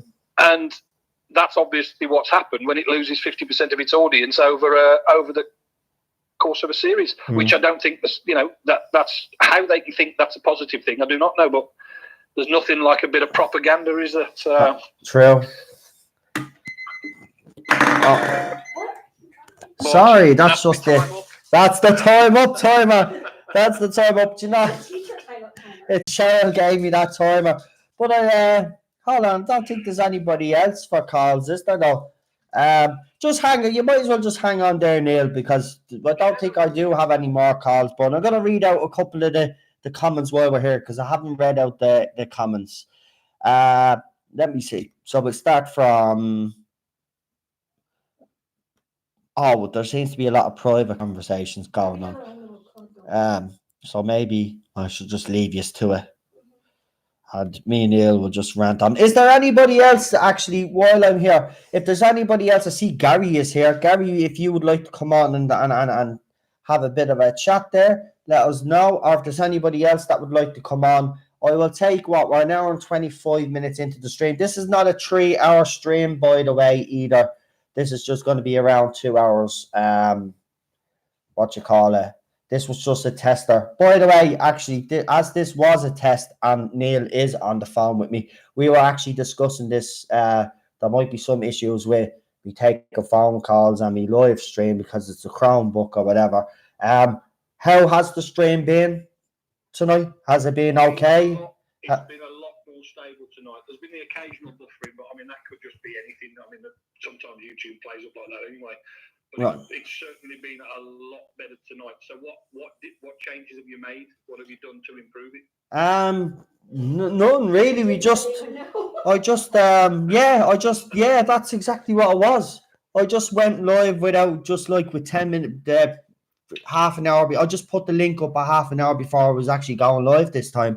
That's the only thing I've changed. I normally put the live chat up, as you know yourself, an hour or two before the live stream because everybody likes to talk. But unfortunately now it looks like that I might have to put it on up maybe less time, maybe an hour instead of the 2 hours because it seems to be working out better. But I don't know. It's just, I mean, you get these sort of problems with the internet a lot.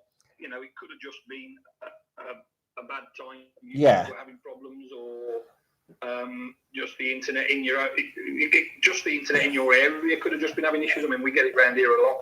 Yeah. Like I said to you the other night, we're on Virgin Media, and every now and again you'll get issues with how fast the internet's running, and they'll say, "Oh, something's got to be replaced," and we'll do it within the next sort of 7 days or something. Yeah, and then they don't bother their arses. I know. And then they don't bother, but yeah. So you never know. It could just have been something like that, and you're starting to get out the other end of it. Right. Well, as if there's nobody else. Hold on, Gary. He hasn't said that. No. Well, as I said, Gary, 535. If you want to come on, let me know. But I'll ask you, Neil. Series 12. What are your hopes? The Moan Zone. Gary puts the Moan Zone. That Jodie Whittaker regenerates in the first episode, but I'm not going to get that. So. No. Yeah, well, they've got to stop all of the forcing what they want on you. It's got to be a lot more natural. It's got to be more sci-fi.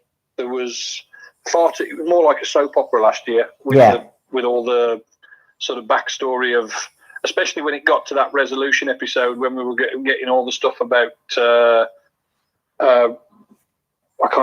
tell you what, the series is so. Not annoying, but unrememberable. I struggle to remember the names. But it was Ryan, wasn't it? Chosen Cole's character. Yeah. When you started getting the stuff about his dad in the Christmas episode, I just started to get bored. Yeah. Because if you want to watch a soap opera, you go and watch a soap opera. If you want to watch sci-fi, you watch something like Doctor Who or Star Trek or something like that. Exactly. It's the I'm guessing you got another nasty smelling because it's my fault because I actually gave him human food today, so it's my fault. So I think this is payback. Jeez, and he keeps doing it beside me. Highwayman there with your mask up over your face, and you're going to go on the stagecoach. Yeah, people talking about Ryan's daddy issues was not needed. I agree, says that's Bad Wolf 66. I'm walking around the house carrying my plastic squeaker and nobody is paying attention. Boo. Teddy? Oh, sorry. But he keeps farting, man. I don't know where he got that ball. He just keeps balls just keep coming out of everywhere. Actually, that didn't sound right. Seriously, you got the spinning circle. The international signal of a fart, says Bull. Exactly. Getting the spinning circle. Just refresh. It's because obviously it's either BBC or shutting me up, or it's because I'm taking calls and all that and stuff. But we're gonna keep moaning because we're not To be happy. honest, it's been fine while I've been talking to Yeah. you on mine. It's not muffled once. But here's the thing, though, right? These fools, right? They're just a minority, right? There's more. I've said this from day one. You fans in the live chat and all need to realise there's more of us, right? As Neil has said as well, there's a lot of fans out there that wouldn't even bother be on social media and wouldn't even complain about the series if they had a complaint. Some have probably complained and sent an email to BBC anyway. It'd be very interesting to see, the BBC used to do a show, I don't know what the name of it was, but where a presenter would read out letters from the public from the BBC, and they'd be given out about shows, and then the presenter then would give a BBC rebuttal or something to that effect. I don't know what that show was called, but there was a show where they'd read out letters from people on the air. Be interested to see what kind of mail they got for Doctor Who, but they'd never tell you that. They'll never tell you that. They're giving you the illusion that this doctor is one of the most popular doctors that ever lived. It's a lie. They're giving the illusion that Series 11 was the most successful season in years. They've lied, right? Yes, the first episode did well, but look at the numbers. Even in the 28-day and the 7-day consolidated figures, it doesn't matter which ones you look at, they show a steady decline. All right. Then you look at the episode resolution, right? So it went from 10.98 million people. So just say, well, I'll be fair, 11 million people watched the first episode and 5.4 million watched resolution, right? That's a success. I do not think so. Don't think so. Especially as putting it on a Sunday night should have given them more ratings just by default. There are more people especially in the UK, there are more people sat in the house wanting to watch the television. There wasn't so much of a competition on the other channels. It should have given them more ratings by default, and it didn't. Yeah. So, it backfired on him. He obviously thought, well, he clearly doesn't understand how television works, because he obviously thought putting it on a Sunday night would automatically help it. It didn't. And putting it back to a Saturday, if the rumour's true, I think it's going to get even worse, because there are so many other things that people are going to tune into on a Saturday night. So the overnight ratings are going to be even worse back on a Saturday night. Someone wrote, is Teddy sponsored by Pro Jody fans tonight? Says Rocket Runner. Yeah,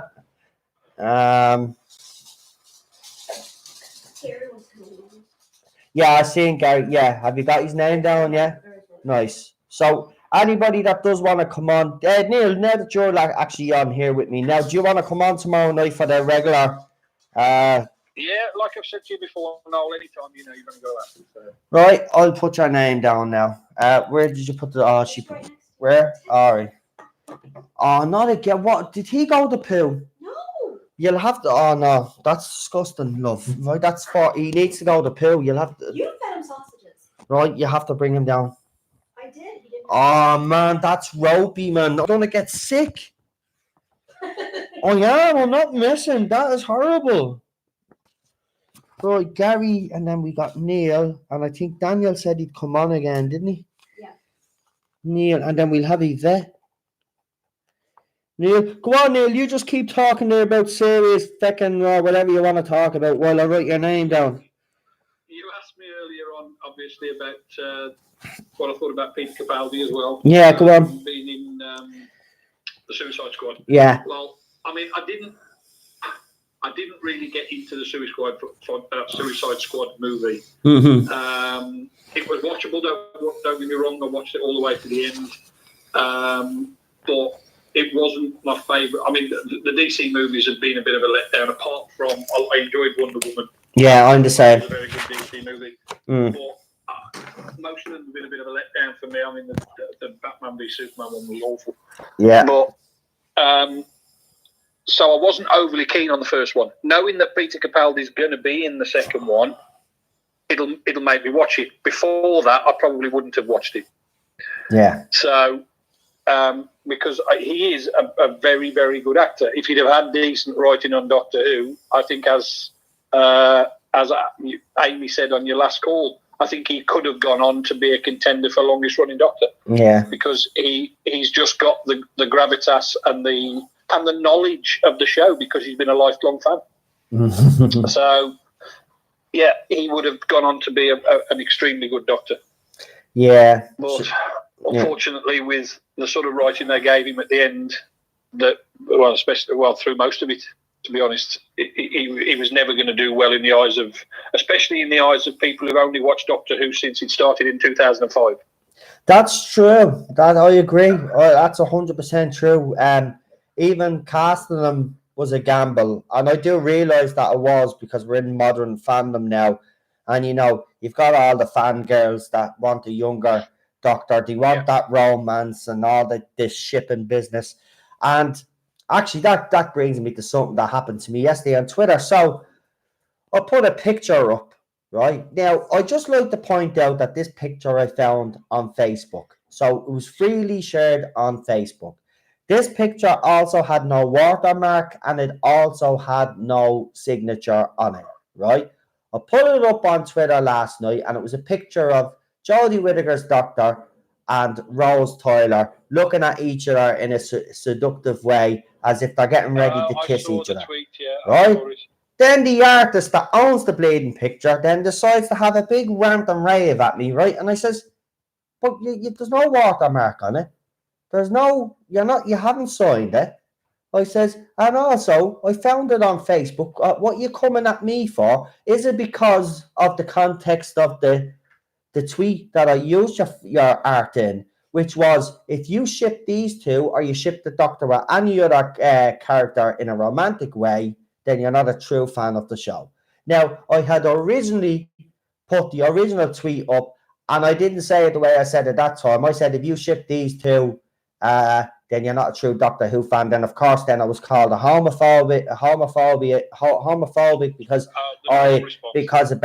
basically I was hating on lesbians and I was hating on women and all this crap. No, I worded it poorly, and anybody that knows me already knows from day one that I have said that the Doctor involved in any romantic relationship, right? Doesn't matter whether it's Jodie's Doctor or a male Doctor. It doesn't matter whether that Doctor is with a man or a woman, right? Male or female. Romantic element, I never liked when they introduced it in the 2000s, right? When the show came back in 2005, I didn't like it. And I've never liked it. And I'm standing by what I said, right? I even hate it even more still now, because people are trying to ship Yaz and the Doctor. Then it's Rose and the Doctor, and then it's River and the Doctor. First of all, River's story is done, so forget about it. It's not going to happen. Rose's story is done as well, and she's a selfish bitch, but the story is done. She's finished as well, right?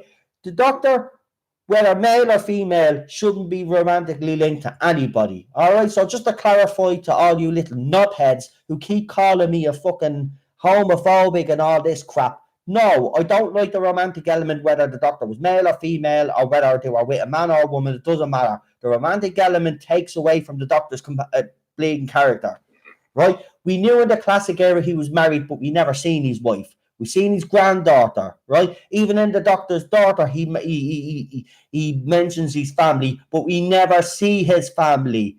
I liked it that way. The Doctor is supposed to be mysterious. You start adding all this romantic crap to him, then a companion could get jealous if the Doctor fell in love with someone else, and then he'd start taking more risks, like Peter Capaldi's Doctor did, like Matt Smith's Doctor did when they fell in love, like with their companions. Yeah.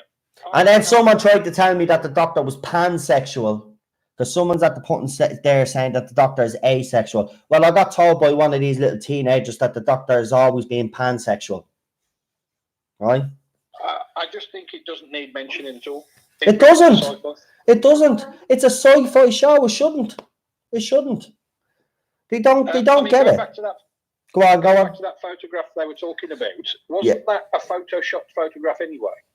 Wasn't it that somebody had photoshopped Jodie Whittaker in with Billy Piper? Yeah, but because she did it and she was the one that did it and she signed it, that's what she does. That's what her art is. She photoshops other people's work. So even at that, like, I don't know where she's moaning, because originally she would have having to go to the original artist to ask them permission, unless she hasn't. So then she'd have a cheek to actually give out to me. But that's not what I didn't mind, right?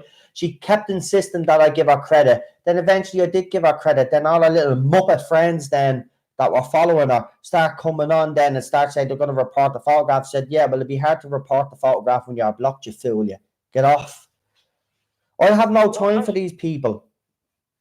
As you've just said, if that's been uploaded, if that's findable on Google by searching for an image or something like that, and if it hasn't got a watermark across it to make it unusable, then unfortunately it's fair game and anybody can use it. Yeah, unless in the description, I'm told, unless it's in the description that the artist says you can use it but give me credit, then that's fine. But there was none of that when I found this photograph, so she can go and kiss me arse anyway. I left the photograph up, I gave her the credit anyway, and then I kindly told her, don't be coming back, I don't want to hear from you now. Right? At the end of the day, no other artist or any other art that I've put up there has any artist come after me and say, take that art down or give me credit. Right? Everybody shares and uploads photographs belong to everybody else all the time, and she picked on me for the simple fact of the matter is, and she said she didn't, but I know why she did. It was the context of what I used the photograph for, and she didn't like it, because that's what she does in her photographs. She ships characters, and she actually tried to make, I don't care how you use the photo. Well, you actually did, because you came after me. You came after me. You didn't actually come after other people who actually retweeted the photograph that I put up, or actually saved the photograph and put the photograph up themselves. You just came after me. Yeah, and as you just said, it was purely because that you were going against what they were trying to do, wasn't it? Yeah.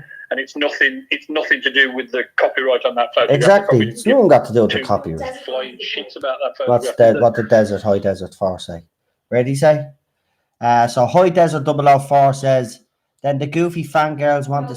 Oh, all right, hold on. Desert, yeah, because Cheryl just alerted me to a comment there. The problem is, if the Doctor falls in love with a companion, what happens when that companion leaves the show? Is he going to be falling for every companion now? Exactly right. Exactly right. It makes no sense. And anyway, the Doctor is always going to outlive his companion.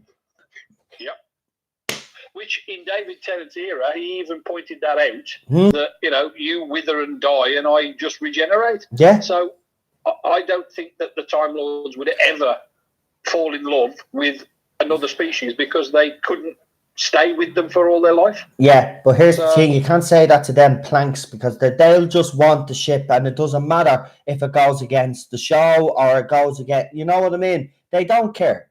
But it's not going to. I hope it doesn't. I really don't, because there's rumours flying about, right? There is rumours flying about that this is one of the reasons why Chris Chibnall, had finally had enough, or he was sacked, or whatever. We're at what you want to believe. I don't care at this stage, right? As far as I'm concerned, they're going 2020, right? But what I'll say is this, is that there was a rumour going around. I don't know who it was. It was, who was it?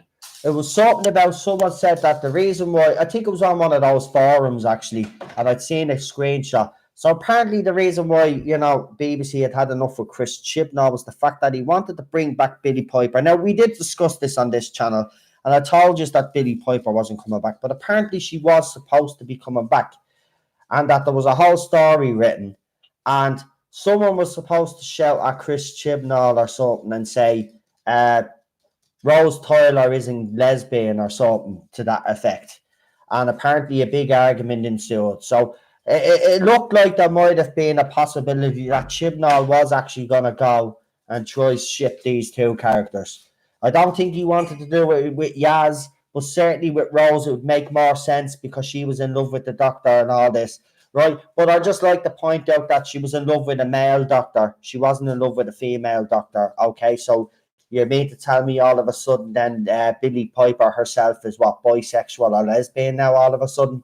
Perfect example because Clara had like a little. It always brings up so many problems when they do the gender swapping thing with a character like that. But that's what I agree with you. But it just doesn't make any sense, doesn't it, not, Neil? I mean, if we're assuming that Time Lords and Time Ladies, which is what we believe they are, they're still separate genders. If they if they do the same thing as any other mammal species and they reproduce the same way as every other mammal species, then the female gets pregnant. Now, what happens if those female Time Lords that are pregnant suddenly have an accident and have to regenerate while they're carrying a baby into a male? I mean, that's going to suddenly go a bit strange, isn't it? No, but that's a good point. I never thought of that. That's a brilliant thing. These clowns don't think of that because you know why? Because they haven't got a brain between them. Even, do you know what? They just don't understand what Doctor Who is. They really don't. They don't understand that if you're going to do something and change something with the show, there's all these little strains, all these little things that are going to pop out because of it that you have to answer to justify this change. They still haven't justified Jodie with the Doctor changing gender. They still haven't justified. They still haven't given us a reason why it happened either. But we're just going to ignore it that it happened. I'm sorry, but I want an explanation to know why the Doctor that was male for 55 fucking years all of a sudden decided that they were going to change. So I want to know why. So, Chris Chibnall, what the fuck, man? What's the reason? Tell me. I'm asking you directly. What was your reason to change the Doctor's gender? And why haven't we got an explanation as to why it happened? Because if you think by ignoring it is not making a big deal out of it, well, it is making a big deal because us fans that have been watching the fucking show for 20, 30, 40, 50 years and onwards, right, have a right to know. Yeah.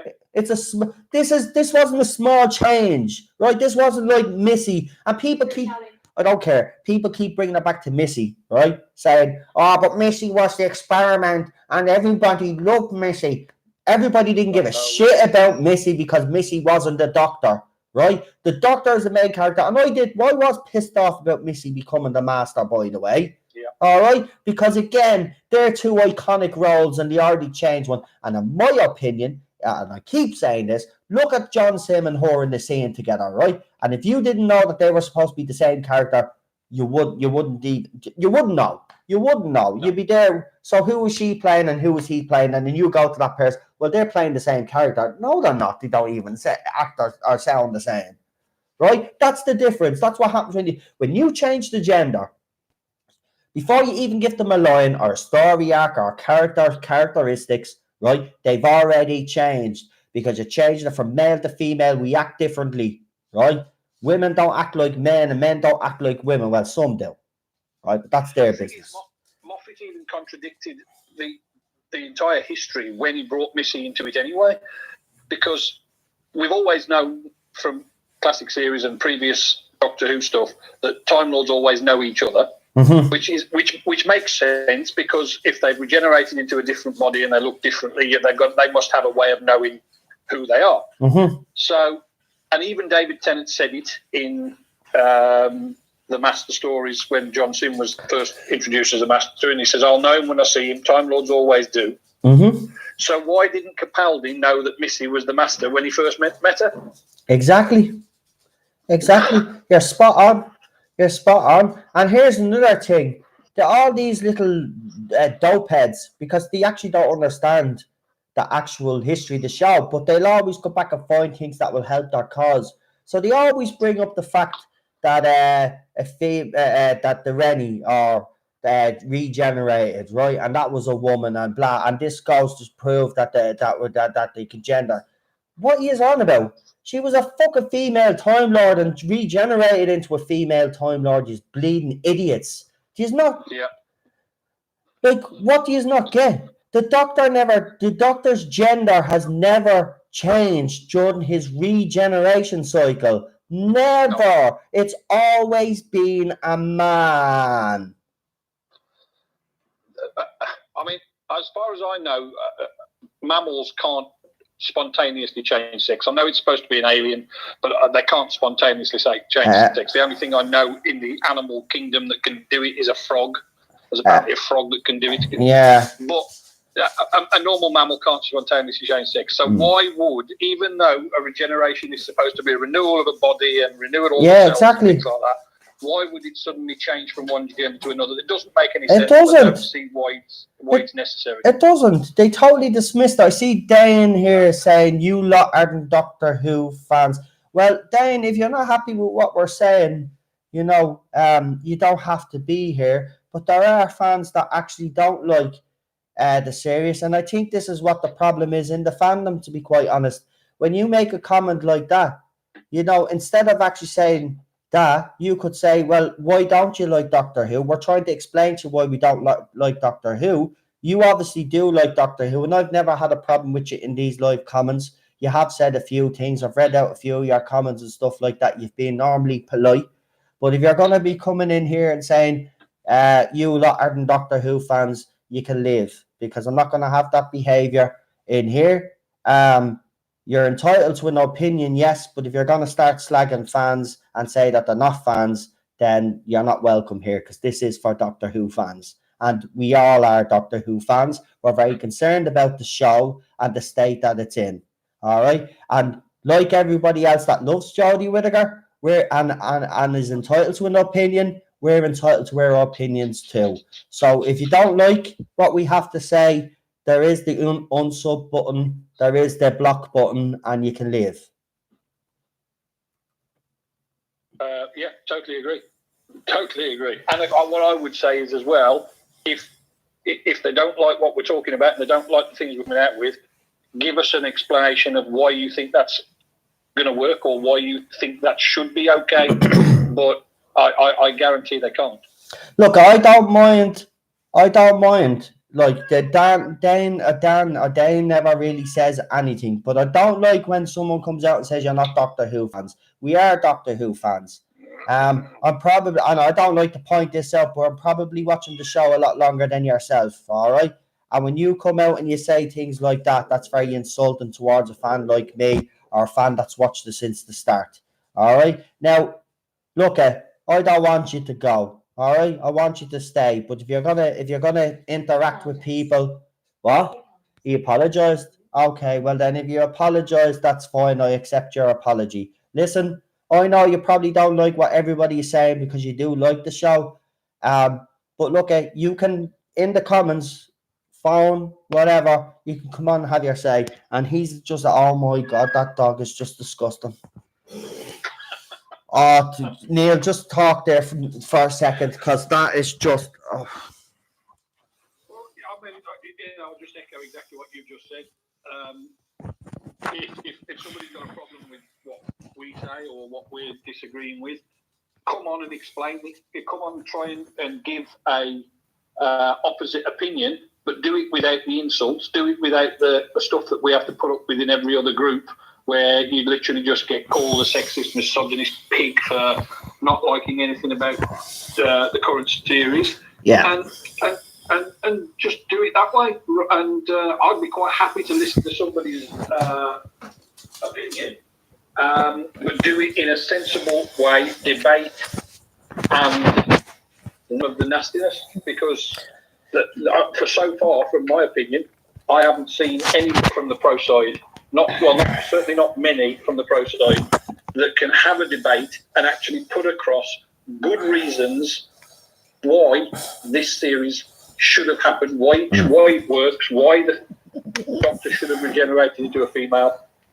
They haven't come up with a good reason for me yet at all. No, they haven't. And Teddy is getting all love. Isn't you, Teddy, getting all love? Yeah. It's all right, then. You've apologized, and I accept your apology. So we'll just forget about it now and just move on from it. It's done. We don't need to keep talking about it. But look, it's all right. Again, you haven't done that since you've been supporting the channel. So look, it's all good. It's all good. It's just that's one thing I do not like, is when someone comes out and says that you're not Doctor Who fans. Because I'll just give you a little history lesson, right? After Bill Hartnell obviously stepped down as the Doctor, there was loads of people that weren't happy with Patrick Troughton's casting. Actually, he was called Coco the Clown. Some people said they ruined the show forever, and it was never going to recover again, and it lasted. So people have been complaining about doctors for over 50 years. They've also been complaining about certain eras for over 50 years. The only difference is today you're not allowed to criticize Sirius 11 or Jodie Whittaker because she's a woman and she's immune from criticism, and because of the society and the way things are today, that's just the way it is. And it shouldn't be the case, but that is the way society is. You're not allowed a different opinion, and you should be.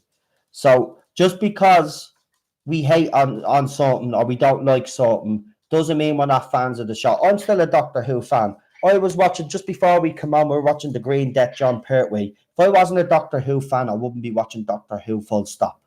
Right? And all those fans that give out, and if you ask them, they still watch Doctor Who. They'll still probably watch 2005 onwards, but won't watch Jodie Whittaker's, and they'll still watch Classic Who. They're Doctor Who fans. They just don't like the current regime, and they don't like the current era. And they certainly don't like Jodie Whittaker's Doctor. And here's the thing, though. After she's gone, it could be the case that the next person that's cast as the Doctor, everybody could hate.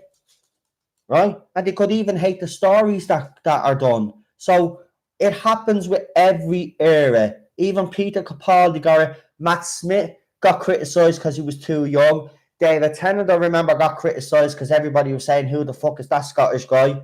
That he's not going to be right for the role. And I remember when Christopher Eccleston got it, everybody was criticised him, said he wouldn't be funny enough, and they even criticised his costume, right? So it's been going on ever since Doctor Who's been on TV. So this is not a new phenomenon. And this is what I can't understand with these newer fans. They think this is a new phenomenon. This has been going on for decades.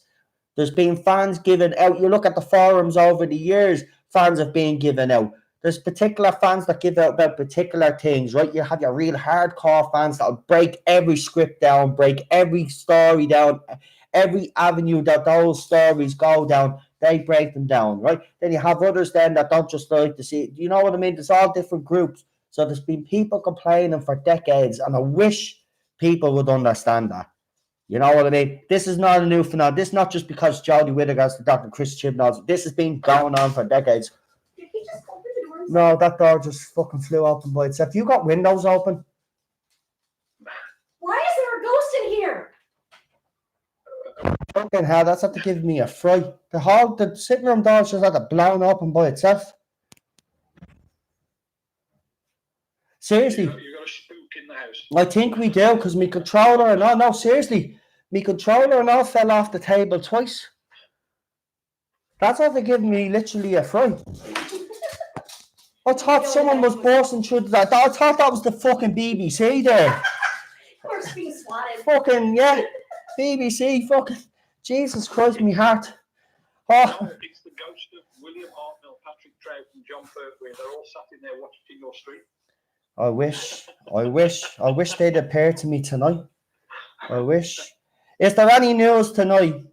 What do you mean? Breaking news, Doctor Who news? There is no Doctor Who news. Only obviously the DVD or the Blu-ray release of season 26, like this channel also told you about. So that's another one. I'm not making a big deal out of it, because at this stage now, that's 4 times that the source has been right, and now at this stage I'm not even going to mention it anymore, because we'll just wait. Quick, someone called the Ghostbusters LOL. Well, definitely not the fucking female ones anyway. I can tell you bleeding that. Wouldn't have any of them in here. You were going to say that, no. Jesus Christ, female Ghostbusters. That was an abomination. Is that new? Yeah, Plunder Bunker. Plunder Bunker. I think you're a new subscriber. If you're a new subscriber, welcome. Welcome to the madhouse. Welcome to the madhouse. Double check with everyone about the stream still. Oh yeah, just yeah. I just wanted to make sure. So is everybody seeing the stream properly? No, your source gave some fresh news. No, your source gave some fresh news. No, just about the I got that news ages ago about the Cybermen. season 26. Do you remember I did a stream about it and told you about it? Well, that's the news that's come out. We're just wanted to see how the live stream. We're testing. This live stream was just Paul. This live stream was just a bit of a tester to do the calls, to see was there any interruption, because last night's live stream was actually interrupted, and the two that I did beforehand, if you remember, they actually both went completely off. So this one was kind of supposed to be a tester, but it's at the going into a full blown bleeding chat now, so we might as well just keep going, because you know, I mean, well, I'd have nothing better to do. Me and Cheryl be just sitting there watching Doctor Who and kicking the head off each other. Or she'd probably go to bed. She's waiting for me to finish up anyway, so she could go to bed, because apparently I'm too loud. Who's going to argue with me on that? Oh, I'm not going to say anything. I know not to open my mouth at certain times. I'm a smart man. I meant to say to you, you mentioned the other night that you chose the Tardis Zone name from, obviously, the fact that you like the Twilight Zone and Doctor Who. Yeah. Have you Googled the Tardis Zone and seen that there are some T-shirts done with the words the Tardis Zone done in the old Twilight Zone lettering over a TARDIS? No way. Well, I'm about to message you the picture so you can see it. Oh man, does that mean I'll have to change my group now? Well, I don't know who's done them, but if you Google it, you can find a picture of it. I just can't seem to get a link to anywhere that sells them. Yeah, I had that logo. Oh, that's actually off a T-shirt. I had that logo.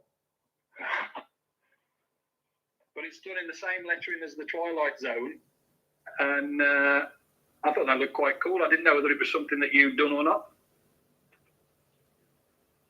He's so sad now. No, because if that's a real T-shirt. I'll look it up. You keep talking. Oh man, I might have to. Oh no, I'm not changing the name. Don't care. No way. I didn't even know. I'm not changing the name. No way, man. I am not changing that name. Anything official? I think it's just some website selling T-shirts that's decided to mix the two together. Right. Well, brilliant. I told you. I have to trademark this. They have a YouTube site. Is it? It's you. No. Who did this? This is your own Doctor Who site. No, that's the logo that I used, but it wasn't a T-shirt. I know. I found that logo online. I understand. Go on. But have you found it? He sent you stuff. Just keep talking. Right, anyway, I'll just get into these comments. I can't believe I might have to change my bleeding group name. Fuck. I don't think it's anything that official, Noel. I think it's just somebody that's pinched that logo and put it on a T-shirt. I hope so. I'm trademarking this fucking name. I am. I'm telling you. I told you I have to. It was just that because we were talking the other week about you doing some T-shirts, and I saw that. Yeah. Picture I think it was last night. I saw that picture and I thought, I wonder if that's something Noel's been thinking of doing. Yeah, well, I actually have Ryan Morrissey. He was on the other night. He's he does all this design and business and stuff, and he was actually supposed to be coming up with a new logo for the Tardis Zone to get T-shirts done. If anybody is actually interested. Absolutely, be interested. Oh, there you go. Because people were saying, why don't you wear Doctor Who T-shirts on your Doctor Who streams? You're probably right. Yeah, I just wear different T-shirts. But yeah, if I'm gonna do it, yeah. But he used to get back to me on that when he was in the middle of doing a project for college. So I'll give him a shout and see. But I can't believe that, man. And I wouldn't even mind. I found that logo, and that's why I said to myself. But Bull's right. You're the Tardis Zone live. You're good. All right. Okay. Well, I don't have to panic. Right. Well, then I'll get the Tardis Zone live T-shirts done if anybody's interested. But just give me a while because I have to see me. I'll tell you what. Actually, right. He's going to be doing it, right? But at the same time, and I'll say it to him as well, so he doesn't feel. If anybody else out there likes to design stuff or whatever, wants to come up with a new logo for the Tardis Zone T-shirts, right? If you just want to come up with obviously have the Tardis Zone on it, the logo, then whatever else design you want to do. If there's anybody there that likes to design stuff and that would like to design something to give me an idea, then you're all more than welcome, because I know you're all like to send me his art and stuff like that, and you's obviously the thumbnails as well. I wouldn't have the thumbnails that I have if it wasn't for you guys anyway. Yeah, man, you should see the amount of videos I get sent and the artwork that I get sent to people out there. You've had some very good thumbnails I've seen, Noel. They've been great. Yeah, I tell you, no, I tell you that this side of the fandom, man, gets criticised. Oh, brilliant. I haven't had one issue with anybody on this side. Everybody's being nice. It's only when you go over to the dark side, as I call it. Oh, it's definitely the dark side of this family. Yeah. I don't know. It's nothing I've seen, old or new, who tells me that BBC have any idea. Yeah, I agree with you, High Desert 004. I don't think they know what they've. I don't even know. I don't think BBC even know what they have, to be honest. I keep saying this. BBC don't realise the potential Doctor Who actually has. And yeah, that is weird saying that after nearly 56 years. But they actually don't know what they have. And I think Terrence Dix Commons, and I put the video up and I was criticised again. I got criticised for putting that video up. What you're mixing politics and stuff with that. What, we got someone from Brazil? Louise, yeah. Where? Louise from Brazil. Oh, we've got someone all the way from Brazil, but I don't see where the comment is because it's probably miles up. Just as high, yeah, it's at the bottom. It's right at the bottom. I saw it. It's just as high. Oh, Luis Sergio, Brazil here. How are you, mate? Nice to have you. My brother stayed in Sao Paulo for I think it was a year. His wife is from Brazil as well. Nice country. Bit mad though. He used to send me videos. Apparently he had to go around carrying a knife around there. I was like, what? He carrying a knife around Brazil, he was. But welcome, mate. Nice to have you on board. We like when we have people from all over the world. We've got Peter Davison as well, who's from Australia. I think we've got a couple of people from India as well. And obviously, fans from the UK and America.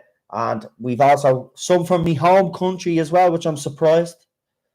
I thought I was the only Doctor Who fan in Ireland, but thankfully, Irish people have taste. You're the most well-known Doctor Who fan in Ireland, Noel. What? You're the most well-known Doctor Who fan in Ireland. Well, I'd say, I don't know about that. I think there's two lads from Northern Ireland, actually, that everybody knows anyway. I can't stand that Northern Ireland accent, though, but they're great lads. What's this from 2004? That's the shirt. That's the icon is like from 2014. Oh, it's from 2014. I wouldn't worry about it. Right, so this T-shirt, that picture that you showed me, is from a T-shirt from 2014, and it's not a copyright issue thing. Grand, right? All right, the Tardis on live stays. Woo! Oh no, seriously, I go mad if I have to check now, because do you know what, they copied off me? Oh no, well, if they had it before me. Focus. Yeah, but still, I still came up with it, but they'd probably think if they went to sue me. Who gives a crap? Everybody's listening. Right. See, Sharon likes to dictate behind the scenes, by the way, yeah? Right, just to let you all know. Right, she's pointing fingers, telling me that, and she goes, shh, don't say this and don't say that. Focus. Right, back now, Noel. Hope I haven't missed too much, says the Nerdaholics. You haven't missed that much, and Raymond O'Reilly is here as well, I think, because I see someone saying, hey, Raymond. So Raymond must be here too. Oh, he is. Raymond is here as well.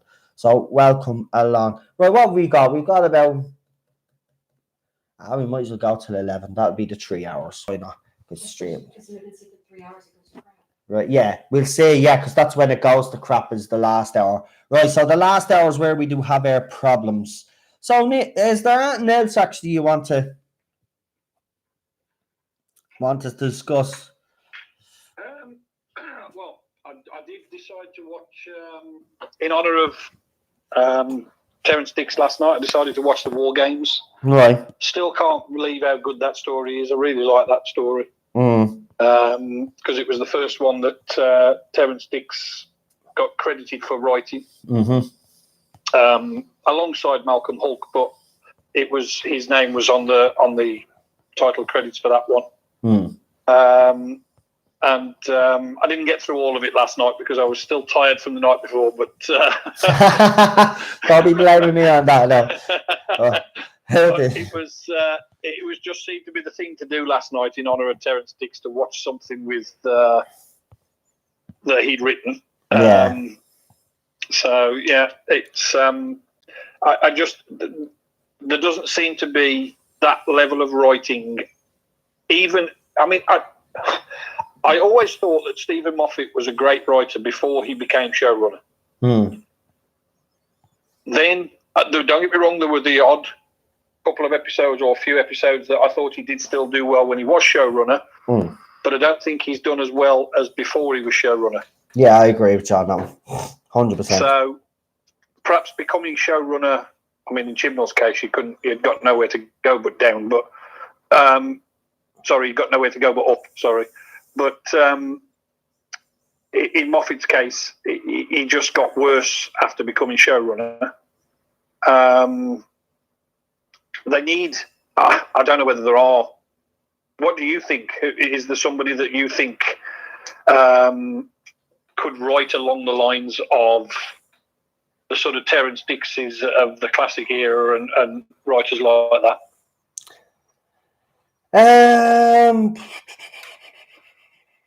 Right now, looking at what's out in TV land, I've heard a lot of people mention is it Charlie Brooker, the one that does Dark Mirror? Is that his name? Dark Mirror, the Black Mirror, Black Mirror, Dark Charlie Brooker, is it?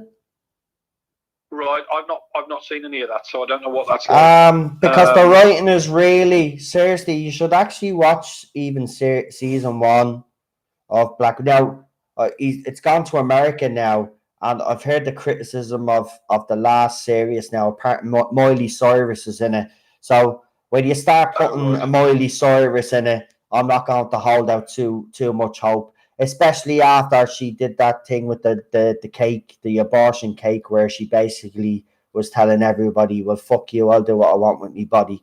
Well, if you close your legs, you won't get pregnant. Do you know what I mean? Here's the thing, right? Here's my stance on that, and briefly I'll say this. Abortion should only be allowed in the cases of incest, rape, or medical conditions, right?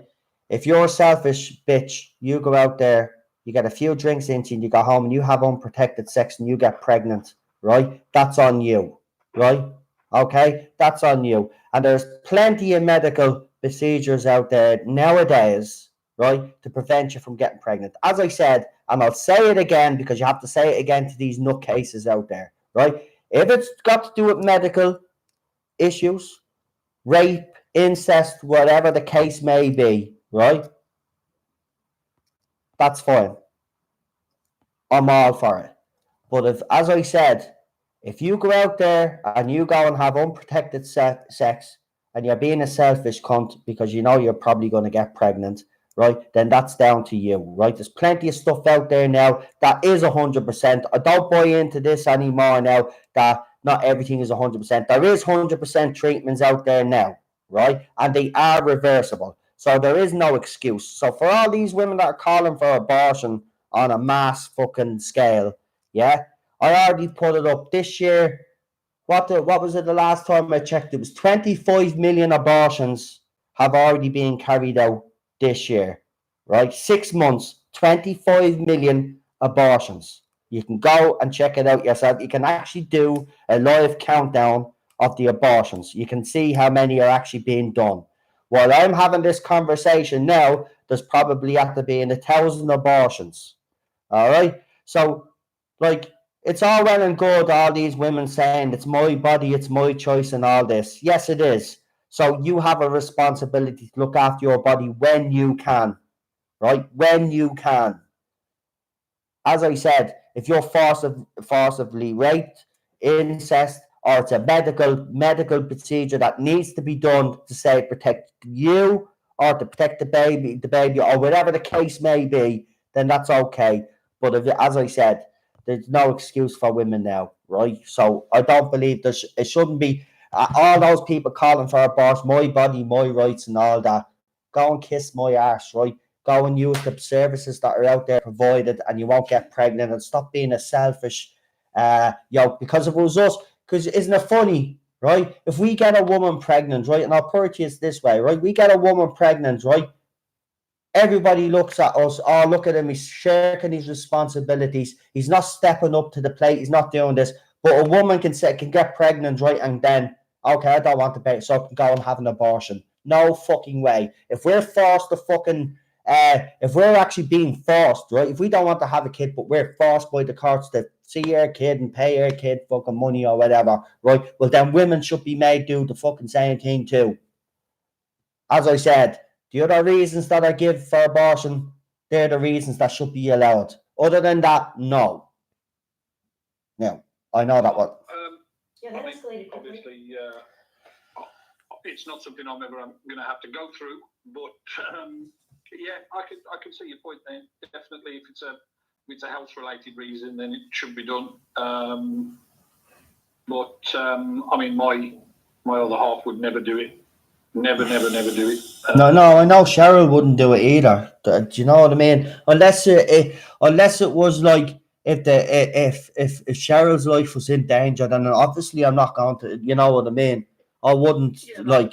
That's a different situation. And another thing as well, though, the one thing that does piss me off with these women is that they say that, well, we have no say in the matter. Well, I'm sorry, whether you like it or not, right? You can't get pregnant on your own, right? You can't get pregnant on your own. Contraceptives these days, there are plenty of ways to. Of course there is, right? You know, and not even just the pill these days. Exactly. You can get the bar that lasts for 3 years. You can get other stuff that lasts, and it's all reversed. There's no excuse, as I said. Yeah. But here we won't. I keep calling my missus the cyborg because she's got the implant in her. Ah, look who it is, folks. Look who it is. It's Teddy and his little squirrel today. Has he stopped dropping his guts? Yeah, for now. For now. Say hello, Teddy. Say hello to your audience. Are you growling at me? You growling at me? I want to talk about Dr. Who, Daddy. You want to talk about Doctor Who? And what do you want to talk about Doctor Who? Tell me what you want to talk about. Do you want to talk about Canine? Is Canine your favourite word? Canine's my hero. Canine's not his hero. I'm his hero. All hail Lord Ted. Get him a tartan collar like Canine wears. Yeah, that's it. We are actually looking for one, believe it or not. Cheryl was actually trying to look for one. Actually. Because Cheryl loves going and looking for little things like that, you know. And then strap a calculator to his back. That's it. Yeah. Oh, we should do that for Halloween. You know, go out and get the spray paint, the silver spray paint. We'll spray paint them all silver. We put a calculator on them, put the yolk on, right? And then I'll stick 2 feckin' little satellite dishes on them, right? And there we got our Canine. No, she didn't like that idea. You should see the looks I'm getting right now. Yeah, I didn't think she would like that idea. It's like, it's a look of... I see 28 people are watching right now. If you have enjoyed this live stream tonight, we're not going anywhere just yet, but if you haven't liked the video, please do. If you haven't subscribed to the channel, please do. Also, check the notification bell for people that are still subscribed, because apparently YouTube are being knobs and are unsubscribing people to me and unnotified. I put videos up last night and people were saying they didn't get the notifications for them either. So please check the notification. Make sure that you're still subscribed and all that other stuff. And if you don't like this video, you can also give it a thumbs down as well, because I don't really give. Noticed that tonight there hasn't been any thumbs down yet. Now I've said that and somebody's going to click it on purpose probably. But Yeah, but did you know why? I think that's because I didn't announce I was going live until the very last minute.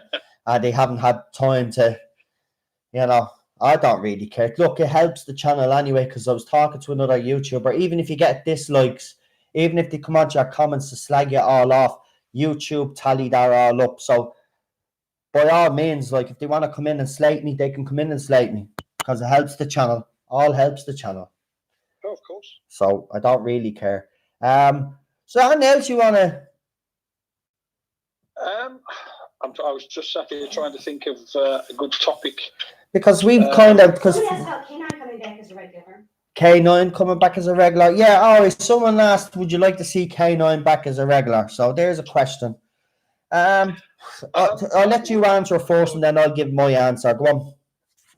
I definitely liked Canine. I mean, he was around when I first started watching Doctor Who, so I definitely like Canine. From a production point of view, I know the BBC don't like Canine because he breaks down a lot, or he used to.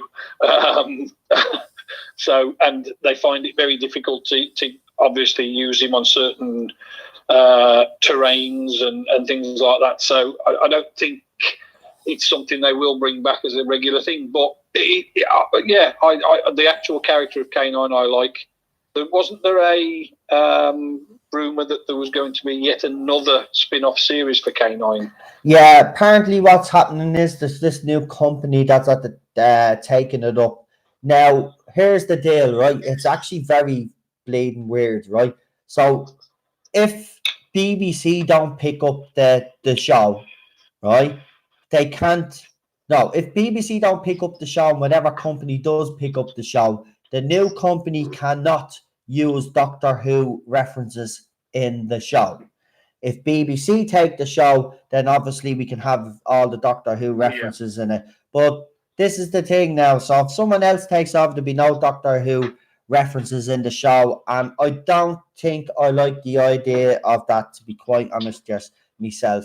I actually think a Canine animation would probably be the best way to go to attract the kids. If you wanted to attract the kids, obviously, if you want to attract the adults, then you probably give us a live action show. But would one work with just K9? Who could you get to be, you know, which adult? Who you'd have to get a former companion, probably. You know, and who would you get? I didn't like the one that they did from, was it New Zealand or Australia? But Yeah. It was filmed over here, but it was originally done from a New Zealand or Australian channel. Yeah. I didn't like that. I thought they ruined the look of Canine in that. So see, me being a fan from the 70s, I would want to see Canine looking like Canine. But I think they won't. I think they'll try and modernise him. So I don't know. For me, I don't think it'll work. But I suppose it might get. Actually, Liz has just pointed something out in the background. Fascinating fact: I've still got from about 1980 something. I can't remember what it was. A Doctor Who magazine with the complete blueprints to build your own K9. And I used to have, unfortunately, Woodworm got him, but I used to have an exact replica of him. Wow. You should actually post that if you can find it. You should actually try post that post the plans up to build your own K9, and I can definitely do that. Yeah, I know exactly where the magazine is. It's been looked after upstairs somewhere. Yeah. Did you get it? Cheryl got a fart. Yes, she got a fart. Woohoo! Oh, so he farted, right? And where he farted, apparently he licked the couch where he farted. And then ran into him for so he smelt his own ass. Everybody looking at this channel probably say, what are they bleeding talking about? Well, we have a little dog, and I gave him some food, and it's not going down too well with his belly. Oh dear. Yeah, but that one was I think it was New Zealand or Australia. Yeah, apparently the new K9, right? This is funny, right? Because the press got caught out on their lies, right? So the press did an article on K9. I actually put it up. I did. I think it's on the channel. It is. It's on a video. It's on a video, right? But here's the thing, right? So according to this interview, the person that was being interviewed, but K9 is going to look more industrial look, and he's going to have rivets and all, and blah, blah, blah. That was okay. Thought nothing of it. And then a few days later, then they talked about a possible chance that the Cybermen were going to come back. Now, we had obviously reported it even before that, but then that article basically took the same line out of the Canine article, right? And said, the Cybermen are going to be more, they're going to have rivets and they're going to be more, blah, blah, blah. The exact same words. And I actually put the two articles up and said, look, they're even stealing lines off each other. Like, they're and I noticed as well, I don't know if you have noticed, they've been recycling a lot of old articles, reprinted them as new articles. They've used one part of an article, use another part of another article, and another article, put it together and pretended it's a brand new article and put it up again, right? And people are clever. They think fans are stupid. Fans know that these are old articles because they actually put the real articles up. He's just taking snippets out of each article and putting them up. And then people accuse me of propaganda, you know, like, you should tell all the news. What all news? You know what I mean? I'm having a few problems right now at the moment anyway with a few people, and I just don't. I don't know. I don't know if people are threatened by this channel, and and they shouldn't be, because I'm not. As I said, it's a small channel. Like, I don't give a crap. But like, I mean, here's the thing, right? When someone comes to you and starts texting you and offering advice when you haven't asked for it, it comes across as rude. I'm sorry, but if I don't ask for advice, well, then you shouldn't be coming on and giving me advice. Now, I don't care if you've been on YouTube for 8 years. I don't care if you have the most viewed video. I don't care if you're in the Guinness Book of Records or you're not in the Guinness Book of Records for videos, the most videos. I don't care that you're an author and you have all these amount of books, okay? But for the last couple of weeks, you've been sending me stuff. You've been sending me your source information, right? You've also sent me strange messages where you're saying that my source isn't right, and then you're saying you're not accusing me that my source isn't right and all this. You're contradicting yourself all the time. You're putting source information out there. I wanted to address this anyway because it's bugging me, right? Because you're getting other people now to text me to say, oh, well, he's not that bad, but he just wants to extend an olive branch. Well, this is your olive branch. I don't want anything to do with you or your channel. I don't need your help in running my channel. I don't tell you how to run your channel. You don't tell me how to run my channel. My subscribers trust me, right? My subscribers follow me because they know I'm an honest guy and they like the way the channel's going. If I want help off anybody, I will ask for it, right? But you're coming across as arrogant as well because then you put up and you're bragging a lot, right? And you're the one that then turn around and says, well, because Chris Chibnall made this statement, this was an odd way of BBC confirming that he's actually staying. No, you're wrong. A statement, and I even wrote to you last night because I'm pissed off with people texting me saying that you're all right and I should talk to you. I don't want an olive branch. Don't want to come on to your show. My channel is doing fine. I don't know what your problem is at me. You're saying you're not taking little pops at me, but then I watch a video then that you did, and it's clearly... You said in the latest video, right, that people talking about the Judoon, right? I'm the one that's been talking about the Judoon. I said I broke it on this channel, and you said no. If the BBC put up a photograph and all this, you start giving a rundown. Right, here's the thing, right? I got that Judoon information, right, before any photograph was put up. Before any newspaper article. Actually, there was no newspaper article on the Judoon because nobody knew about the Judoon, right? I announced at 4 o'clock on my channel. No, I announced at 5 o'clock on my channel, 4 hours before the BBC, right? So you're saying you're not taking a pop at me, but the video that you did, right, is clearly aimed at me because you talk about the Cybermen then. Right, you say, oh, well, just because the BBC said Cybermen, you're basically trying to say that I'm dishonest and my source isn't accurate and that your source is the only source that actually matters. And look, I've screenshot all your tweets that you've sent me, right, privately, right? So I could put them up on the channel and show everybody the way you've been talking to me and what you've been saying, right? I've no problem with that, if that's what you want me to do, right? All I'm asking you to do is leave me alone. I don't want that to do with your channel. I don't want you sending my followers to me and asking me to talk to you. I don't want to talk to you. I don't want that to do with you. And you said you're telling me then that I should break all the news. No, I won't. I won't break information that I know that isn't true. All right? I don't know what you want from me. You're saying you don't want that from me, but you keep sending me all this information. I don't want your information. I don't want it. You put your information out on your channel. Your channel deals with your sources and your source information. My channel deals with my source and my source information. I am not going to be spreading anybody else's. And I actually did deal with your source information, by the way, because the 2 live streams that couldn't stay up, and Army supporters, and Neil was actually was listening, they'll tell you I have addressed the rumours that Jodie Whittaker and Chris Chibnall are supposed to be staying past Series 12. I have addressed all the other issues where you've said that they're officially staying, right? You accuse me of saying that I'm saying that everything is 100% guaranteed, but yet when you did a video, you actually said that Chris Chibnall and Jodie Whittaker were staying officially, right? You have provided absolutely no proof, right? I have. My channel has, all right? Now, I didn't want to do this tonight, but before I actually did come on, and it's been playing on my mind during this whole live stream, I don't want to have anything to do with you, all right? I don't want to come on your podcast. I don't care how famous you are in the Doctor Who community. I don't care that you've got all these books. I don't care that you have the most Doctor Who videos.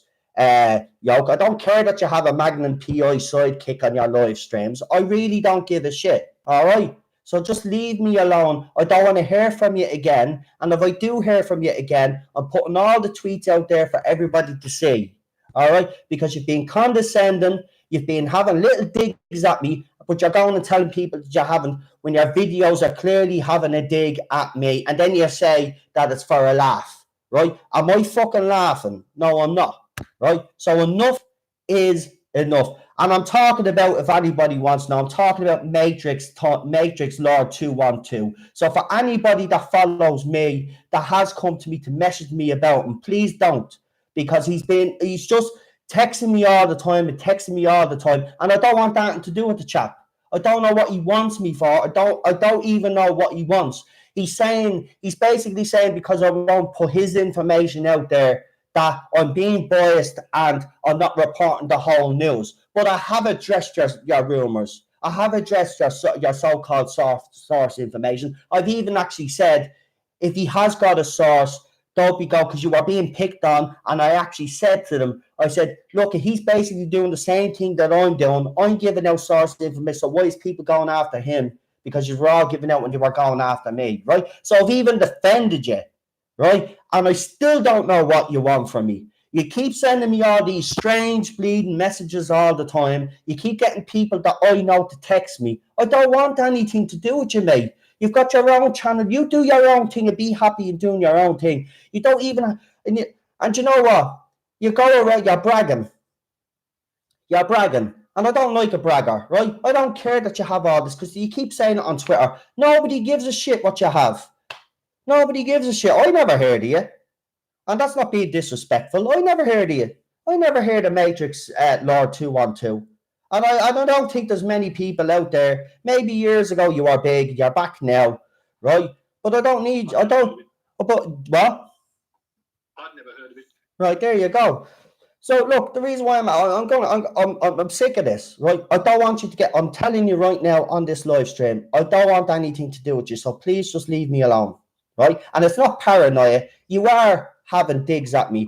The latest video, and I'll even send it to my own subscribers, and they will see, right? You mentioned the Judoon. You say channels that say that they got source information about the Judoon. No, it was the BBC that gave it to you.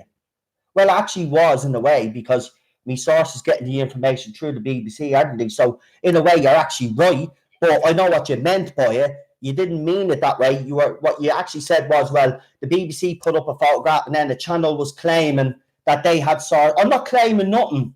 I'm not claiming nothing. I actually put the proof up on the channel. And I actually even re-uploaded the videos to show you knobheads that I'm not lying. And you're still coming after me. I don't know what you want, mate. I really don't, but I don't want that to do it. So just please leave me alone.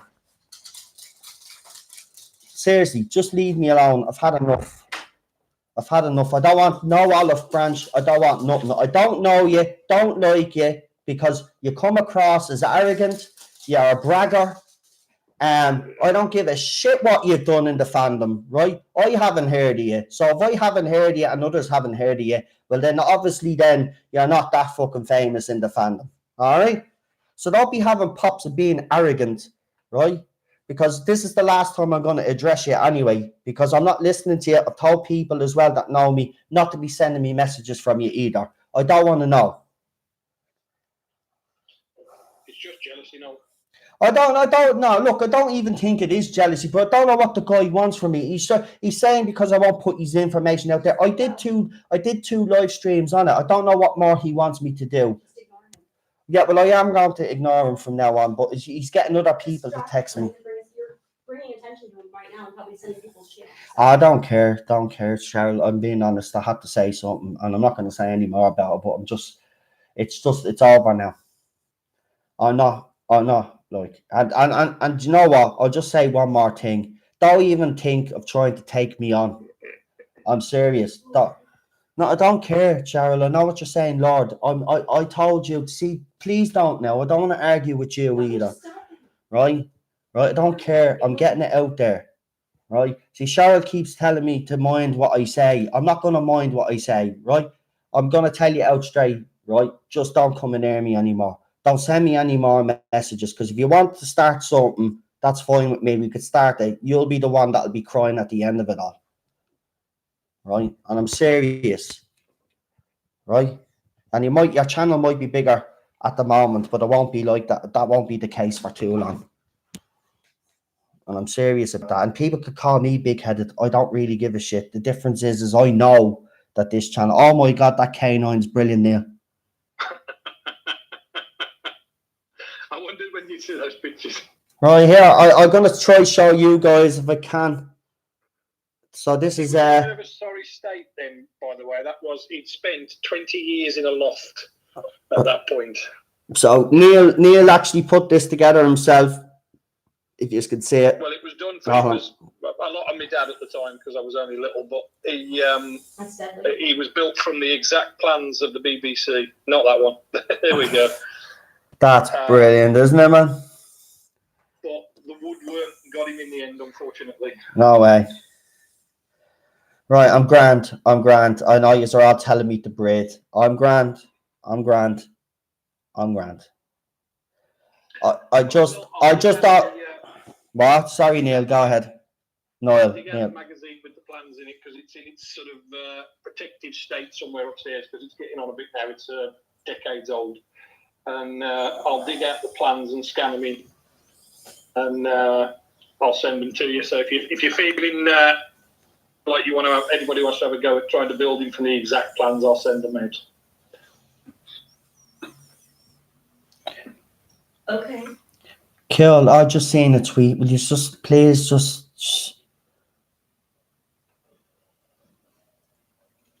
See, I'm getting irritated now.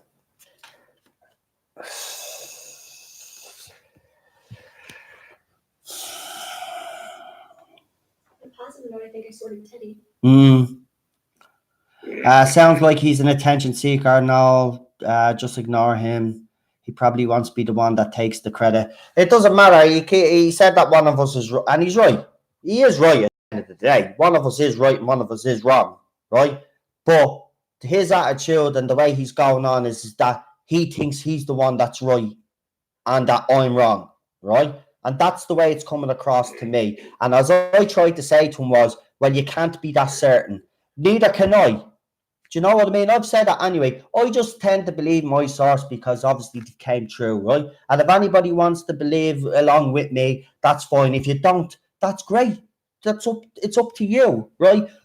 But the thing about it is I I don't even know why I'm even going into this again, but it's being played. This is one of the main reasons why I had a rant the other day, because not just him, it's other people having a pop on me on YouTube as well, and I'm just sick of other YouTubers picking on me.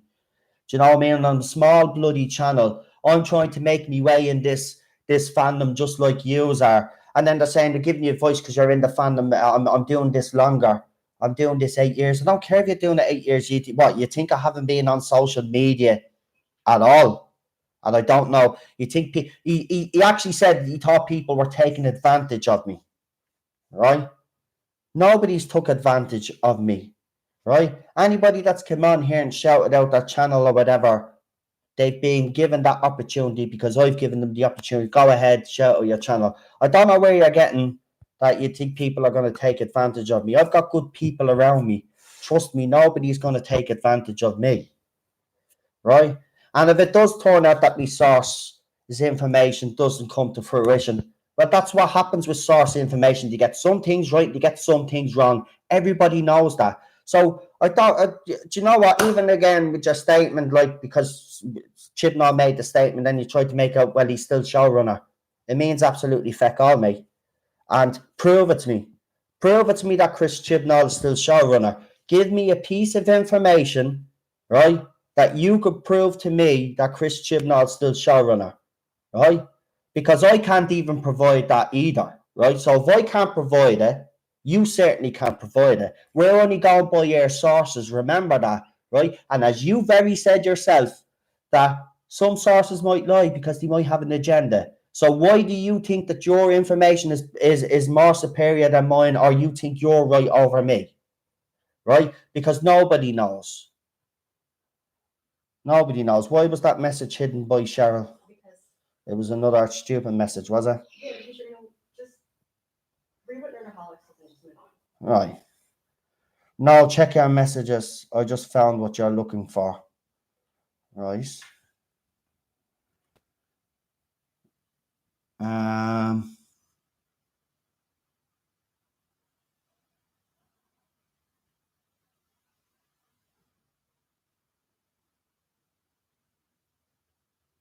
Yeah, it's just that one that was accusing me of being hot. She's picking on someone now. A classic Who fan on Twitter now. It's just ridiculous to carry on with these people. Seriously, the sooner Jodie Whittaker is gone anyway, the better that this fandom can move on from these weirdos.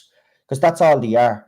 I mean, Neil, have you ever seen, because I don't think I've ever seen this fandom, and I know in the 80s it was pretty bad, obviously, with the whole JNT era and stuff, but have you seen this fandom this bad? Because I haven't. I've never seen it this bad. No, definitely not. I mean, there was always people who didn't like the new Doctor straight away, so that they'd make it known that they were like, oh no, I'm missing my old Doctor already, and then they'd start arguing and things like that. But it was never this toxic, never. Yeah, I agree. I just don't know. I tell you, do you know what? I knew, and I've said this to you from day one, I knew as soon as I put information out there that I was leaving myself open to be attacked, right? I knew. I actually knew. But I didn't think it was going to be this bad. I really didn't. I thought you'd get the few people saying, oh, you're a liar, you're this, that, and the other, right? But I never thought it'd be as bad as getting death threats and stuff, and all the other stuff that's happened to me, and then being slandered on Twitter. Things like that are empty threats, though, from keyboard warriors. They'd melt into the background if they were face to face. Yeah, but as gas, once someone made a comment saying that I beat Cheryl up, like. But you don't. Yeah, I know I don't beat you up. I'm gonna beat you up after this one, though. Thing we tell little kids Right. Are being picked on. Yeah, but did you hear me? I'm gonna beat you up after this. Beat you up, so right, so we're gonna have a big scrap after this, lads. Just want to take bets? I'll win. No, you won't. Yeah, I'm a ginger. I'm scrapping. No. You've no soul. You've no soul. She's a ginger, so she's no soul. That's what they say in South Park. Gingers have no soul. Isn't that right? I'm staying out of that one because my Lizzie's a ginger as well. I genuinely blame Donald Trump for all this shit in the fandom. After 2016, things got nasty. People got extreme. I'm not going to comment on that because number one, I disagree. Number two, when it comes to me and Donald Trump, this is not a conversation to be having. Because I get highly. I will say Donald Trump's presidency has probably made more of these groups more prevalent. But to just blame Donald Trump would be wrong because it all started under Obama, the extremism, actually. It just seemed to be more prevalent under Trump.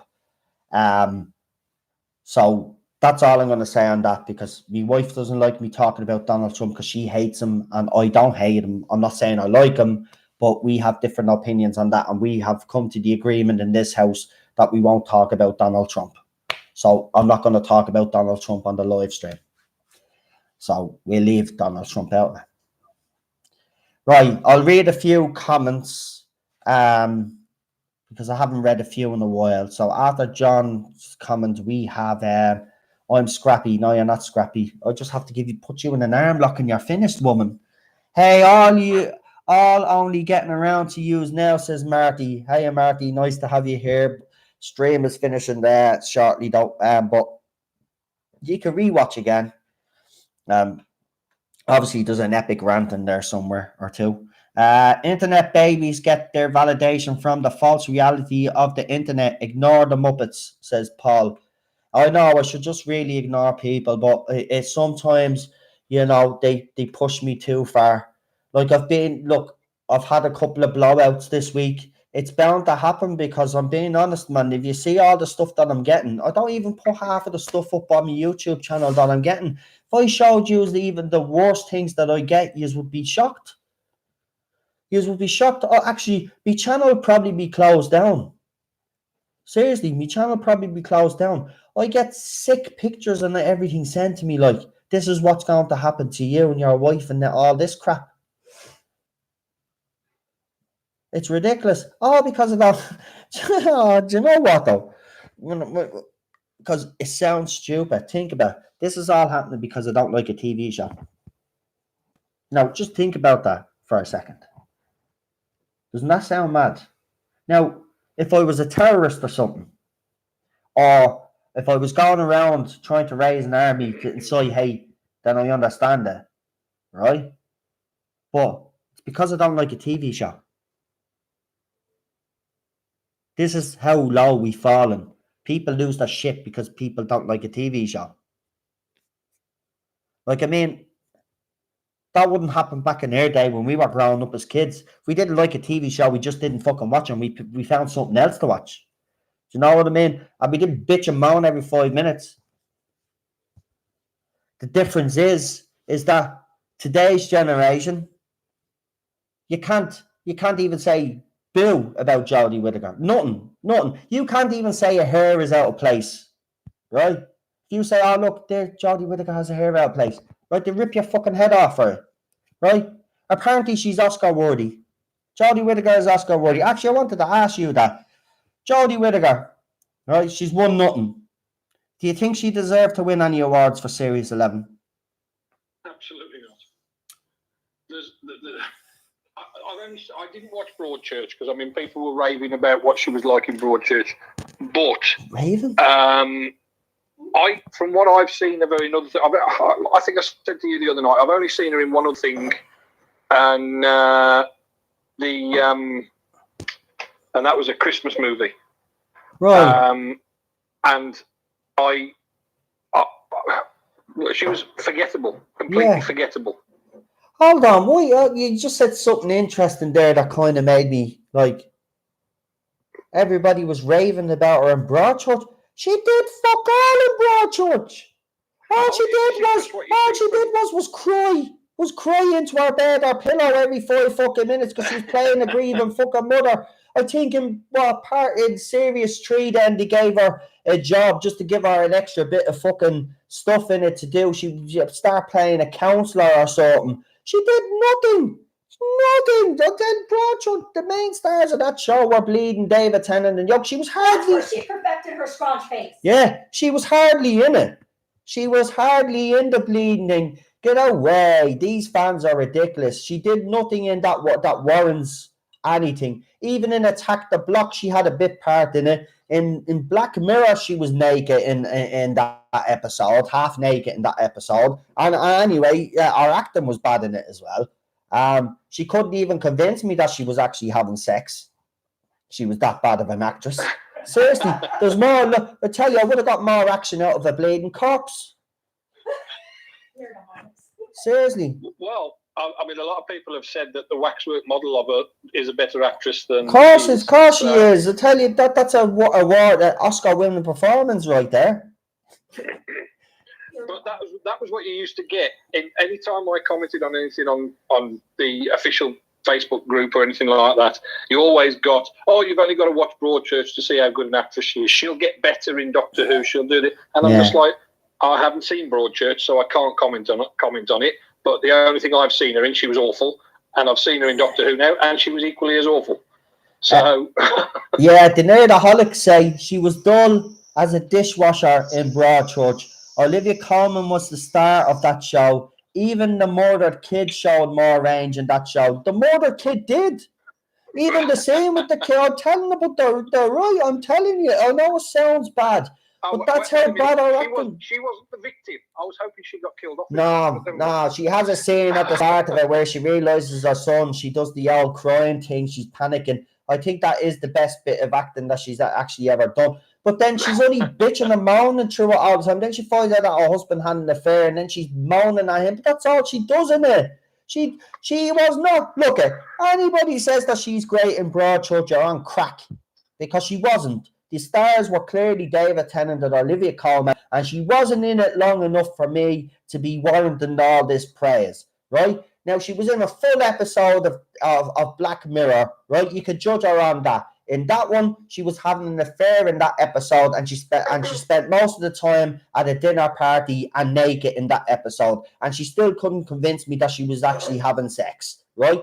And even at the dinner table, those scenes, she's pathetic. She's a one-dimensional actress. She cannot act the way the rest of the actors have acted in Doctor Who. She does not have that range. She's just one-dimensional, bland, and uninspiring. She has no screen presence whatsoever. A corpse has more screen presence than Jodie Whittaker, for fuck's sake. My dog has more screen presence than Jodie Whittaker.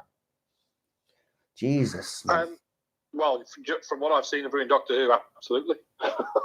She's done nothing in Doctor Who that justifies all this praise, though. This is the thing. I wouldn't mind if people were balancing their views about her, saying, okay, the stories were shit, but she wasn't great either, but she could improve. Do you know what I mean? Then I wouldn't mind as much. But the fact that everybody's coming out and saying how great she was, that her Doctor has been, it's the biggest change, and she's the one that has reinvented the show. No, she hasn't reinvented the show. She has not reinvented the show. The show has ended up in a fucking scrap heap thanks to her and Chibnall. And it's not all down to her. She was put into this role, right? And as I always say, she hasn't done herself any favours. But it's mostly down to fucking Chris Chibnall and Piers Wenger for employing him in the first bleeding place and for agreeing to all this bollocks. And then Piers then had the cheek then, hang on, love, I know you want to say something. Then Piers had the cheek then to come out and slay Peter Capaldi and all of Jodie Whittaker's predecessors and saying, gone is the fucking mediocrity and all this crap.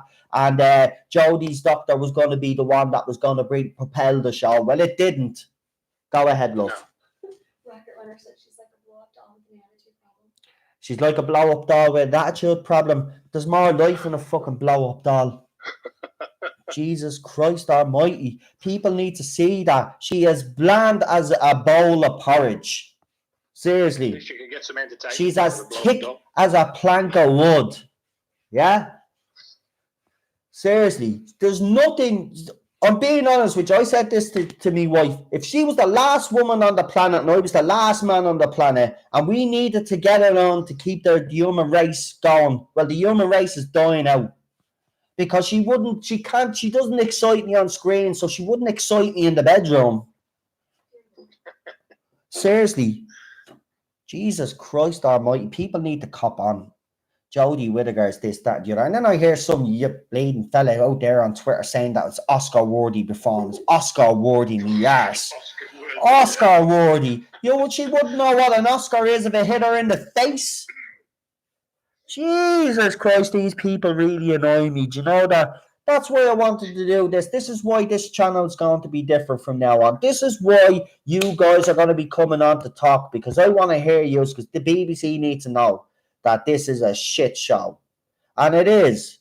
Oscar me arse. Jesus Christ, I can't believe that some fans are tick. And then when she doesn't win an award, then they say she's cheated and that the industry is going against her. Huh, I use all a bunch of retards, right? The industry, as soon as she's bleeding, came out, supported her all the way. What? Because I said retard in Ireland, we could say retard. All right, I don't care what other people. When I say retard, I'm not talking about someone that we don't use it in a way that's slagging a particular person. Yes, when I say retard, I mean you're tick. And this is why I don't like you in here, woman. There's no one can say you're not passionate about it, no. Yeah, well, they are. They're a bunch of tick, right? I'll say ticks then, right? I'll apologise for the comment, but people that know me know I didn't mean that in any malice. But for any butthurt little asshole that's out there, I apologise. No, I don't actually apologise. Get over yourselves and fucking take the stick out your ass and have a sense of humour. And did he fart again? Look, nothing about Series 11 deserved to win awards, right? Nothing about Jodie Whittaker's performance would even inspire flies to get together and do a show on a lump of shit. Yeah? Right? That's what Series 11 was. A big lump of shit. Yeah? Horse of shit is more entertaining than that. Alright? There was nothing entertaining about it. Right? Do you know what I'm actually going to do one night? Maybe I should do a video and break down each. Or actually, remember the polls I put up with the 20 fans that they got, the 20 Whovians that they got to do the poll, right? And it was 20 pro-Jodie supporters. Now, for anybody that says, well, how do you know you are pro-Jodie supporters? Well, I know every single account because I've either blocked most of them or some of them still spy on me, right? So they were all pro-Jodie supporters, right? So they had 20 of them. Why didn't they get 10 people that they know that didn't really like the show that much and 10 people that they knew that did like the show so they could give a balanced score, right? But they didn't. So what I'm going to do is I'm going to actually rate all the episodes out of Series 11, right? And I'll do that in a video. And then I'll talk about what I hated about every single episode because there's nothing I did like about any of them. What? More comments? Peter said he's having the problem. Anyone else? Oh, the buffering? Yeah. Oh, see, we're coming. It's not actually been as bad tonight as it was last night. Nowhere near. And I've only had to refresh mine twice for the last 3 hours. So well, then that's good. That they know you're coming on. Yeah, I think it is. Yeah, I think it is because they know I'm coming on. But it doesn't matter. But listen, this is why I'm doing this. So I'll keep saying it and I'll say it every night that I'm on. If anybody wants to come on and talk on air, come on. I want BBC to hear your voice because your voice has been ignored for long enough, right? They only seem to be listening to these woke fans, right? So come on, have your opinion. Tell us why you do not like Series 11. Tell us why you think Chris Chibnall's over his head or why Jodie Whittaker is over his head. Or if you do like the show, tell us why. We already had Amy on earlier who likes certain elements of Chris Chibnall's writing but doesn't like the man or the series. So I kind of got confused there and I still am. Because I think she's just trying to be nice about it. I think she just balanced. Yeah, I kind of know what she's trying to say, but it's confusing. It's confusing. But it does get more relaxing as well. Because the first time I came on, I was really nervous about talking live on here. I've never chatted on any of these streams, and you get more relaxed, especially with Noel. He puts you at ease, and you just feel more relaxed talking on here with him. There you go. So anytime you want to come on, and please do, and really think about it. And I know you are all shy, right? I know people can be shy. But as he said, look, take your time when you come on, all right? Go at your own pace, you know what I mean? And then the more you keep talking, the more you'll see that you'll start getting more confident within yourself. Look, Cheryl will tell you, you actually should watch my very first ever live stream. Seriously, it's funny. I actually think I'm nervous and stuff in it. I was that bad, right? It's had to taking me a while, and you get used to it. And still, even before I come on and do a live stream, I'm a bit,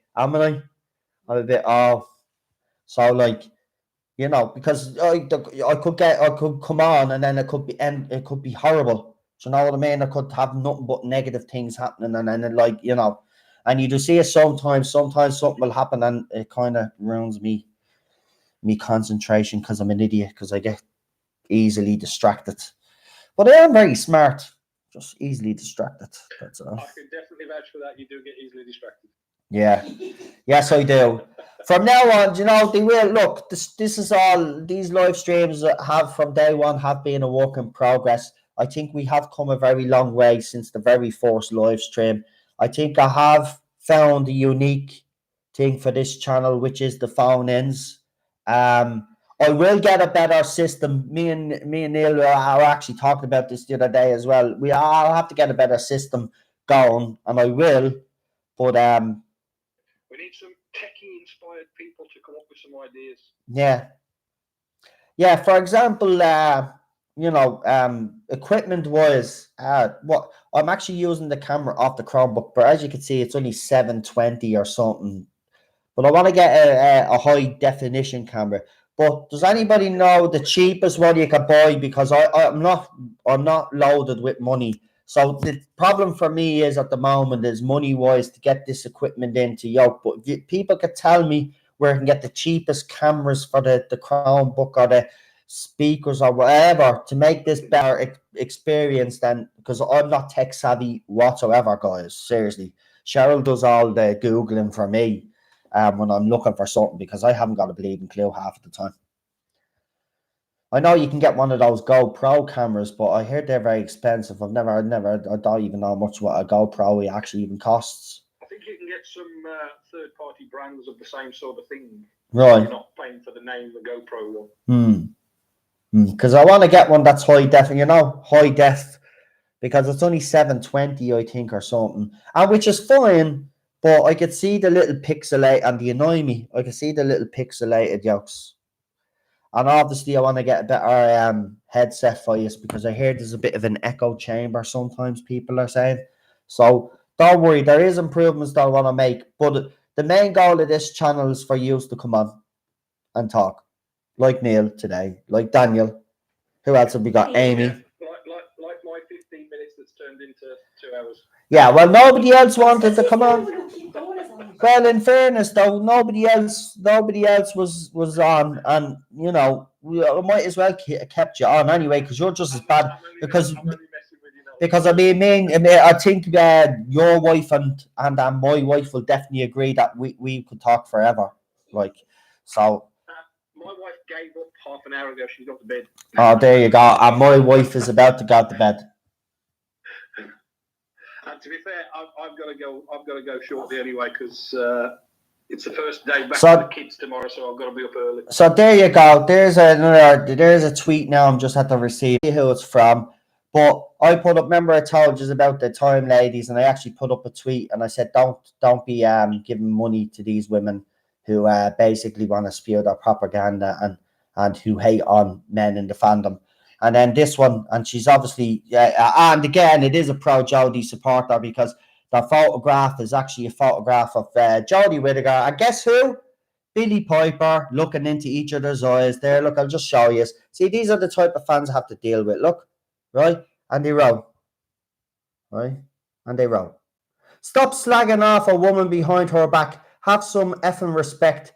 So what if you don't like Jodie? Doesn't mean you have to insult her and her fucking life and kids.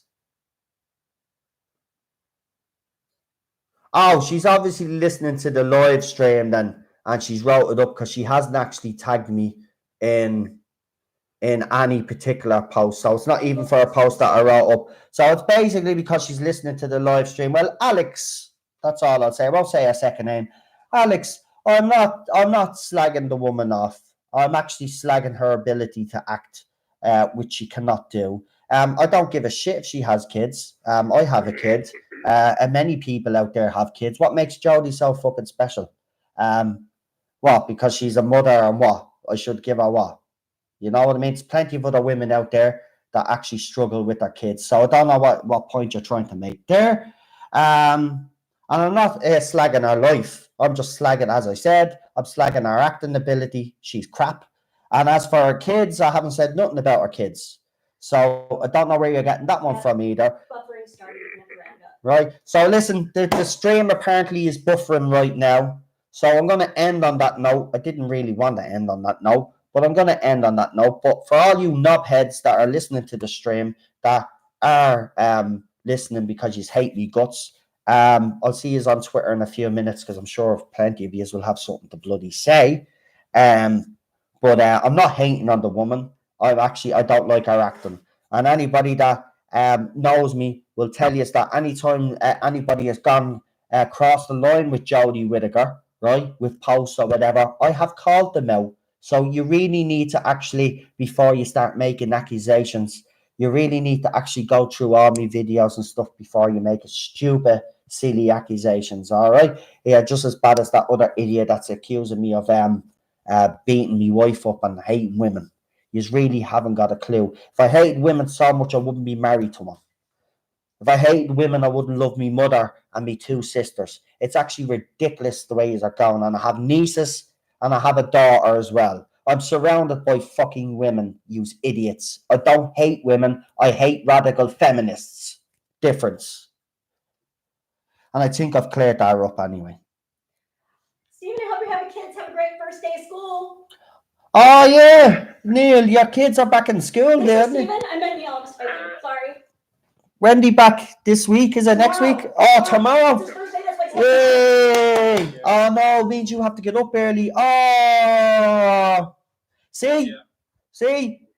Yeah, you know what I mean? There's a man there getting up to bring his kids to school. I have to say about him. He gets up and does his job. He's getting up and doing that, and he doesn't bitch and moan about it. Right? So I don't care if Whittaker has kids, right? I don't care if she has 15,000 bleeding kids, right? She's being given a job and she's failing at it, right? So I don't give a shit about her kids. I just want her to go in and do the role that she was actually paid to do and actually do it with some sort of grace and actually do with some sort of justice. But she hasn't. She went in, she didn't do the research, she went to slag the fans, and our performances have been weak at best, all right? That's not slagging Jodie Whittaker, that's slagging our talents. Difference. Now, Neil, is there anything you would like to add before we go? I don't think so, Noel. I think you've eloquently put it all tonight. And I echo the comments you've said. I totally agree with everything you've said. Thank you very much. It's a toxic fandom at the minute. Yeah. And I'm going to take... Exactly. And I'm going to take them all on. I'm going to take them all on. They're not... This is it now. We said it. The game has to change, and it's changing. No, we are no longer going to sit back and take use our crap. We are no longer going to be silent. And this side of the fan base will be heard. And I'll tell you why they will be heard. Because there is more of us. Always remember that in the live stream, guys. There is more of us, right? There's just not a lot on social media that would actually come on, as Neil has pointed out and others have pointed out. You know, there's so many that watch the show that aren't online, right? So remember, there is more of us. They're only a small minority, right? And remember, don't give the Time ladies any money. Don't even support Doctor Who magazine either. That needs to be brought down as well, right? You need to stop buying stuff associated with Doctor Who or any of these other little groups that are around that are looking for money right now. Have nothing to do. If you want to support someone, support your YouTube channel, your favorite YouTuber, whoever that may be, right? That's what you do. You support them to get their content out instead of that propaganda, those two propaganda mouthpieces, yeah? Right? The cheek of them. And to go, all right, lads, As if we'd give you his money anyway. We can't stand you. You go around and you slate every man that doesn't like Series 11 and doesn't like your agenda. Why would we ever support you? You don't deserve any money. You know what I mean? You probably started off as something good, right? When you first started off. But as soon as Jodie Whittaker became the Doctor, you became fucking militant, you did. Right? If you had stayed the same way, fans would still be behind you and you wouldn't be getting as much grief as you're getting. But the fact that you keep attacking the fans and you're always going to get that, right? So until you actually change, right? And when you say you want to include everybody, you include everybody and you include all opinions. And if someone just doesn't happen to like Jodie Whittaker or doesn't happen to like Series 11, that is okay. And if you can't accept that, well, then you have no business being in the fandom.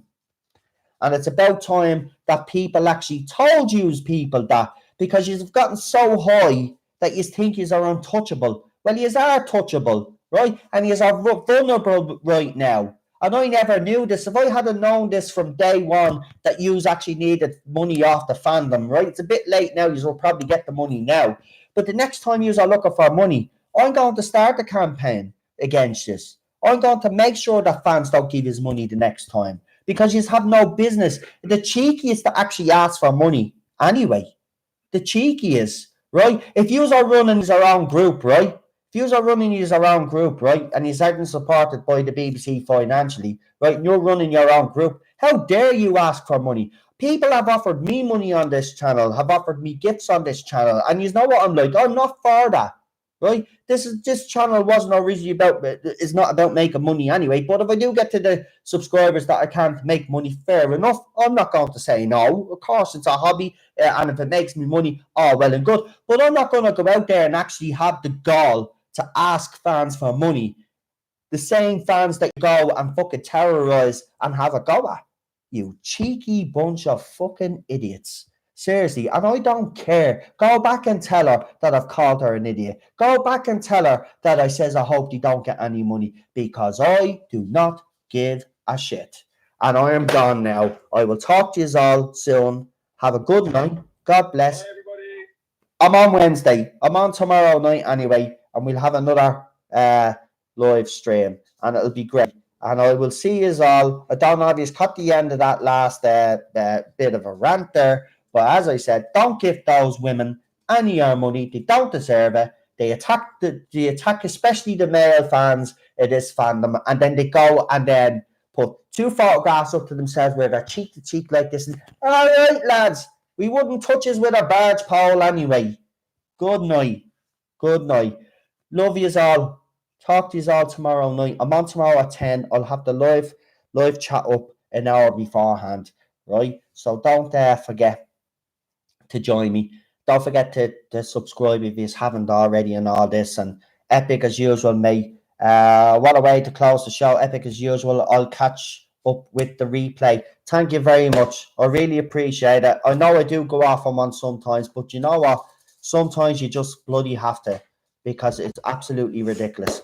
Good night. God bless. Talk to you tomorrow, 10 p.m. I'll put the live chat up at 9. We'll have the usual guests on, and hopefully we'll have some different guests as well.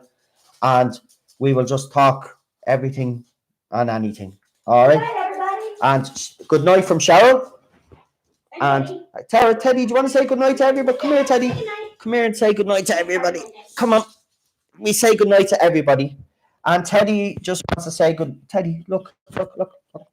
Night, folks. My name is Teddy Bears, and I'm going to say, will we sing them a song before we go?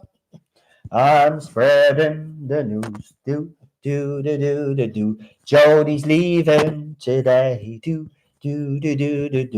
We want to be a part of it.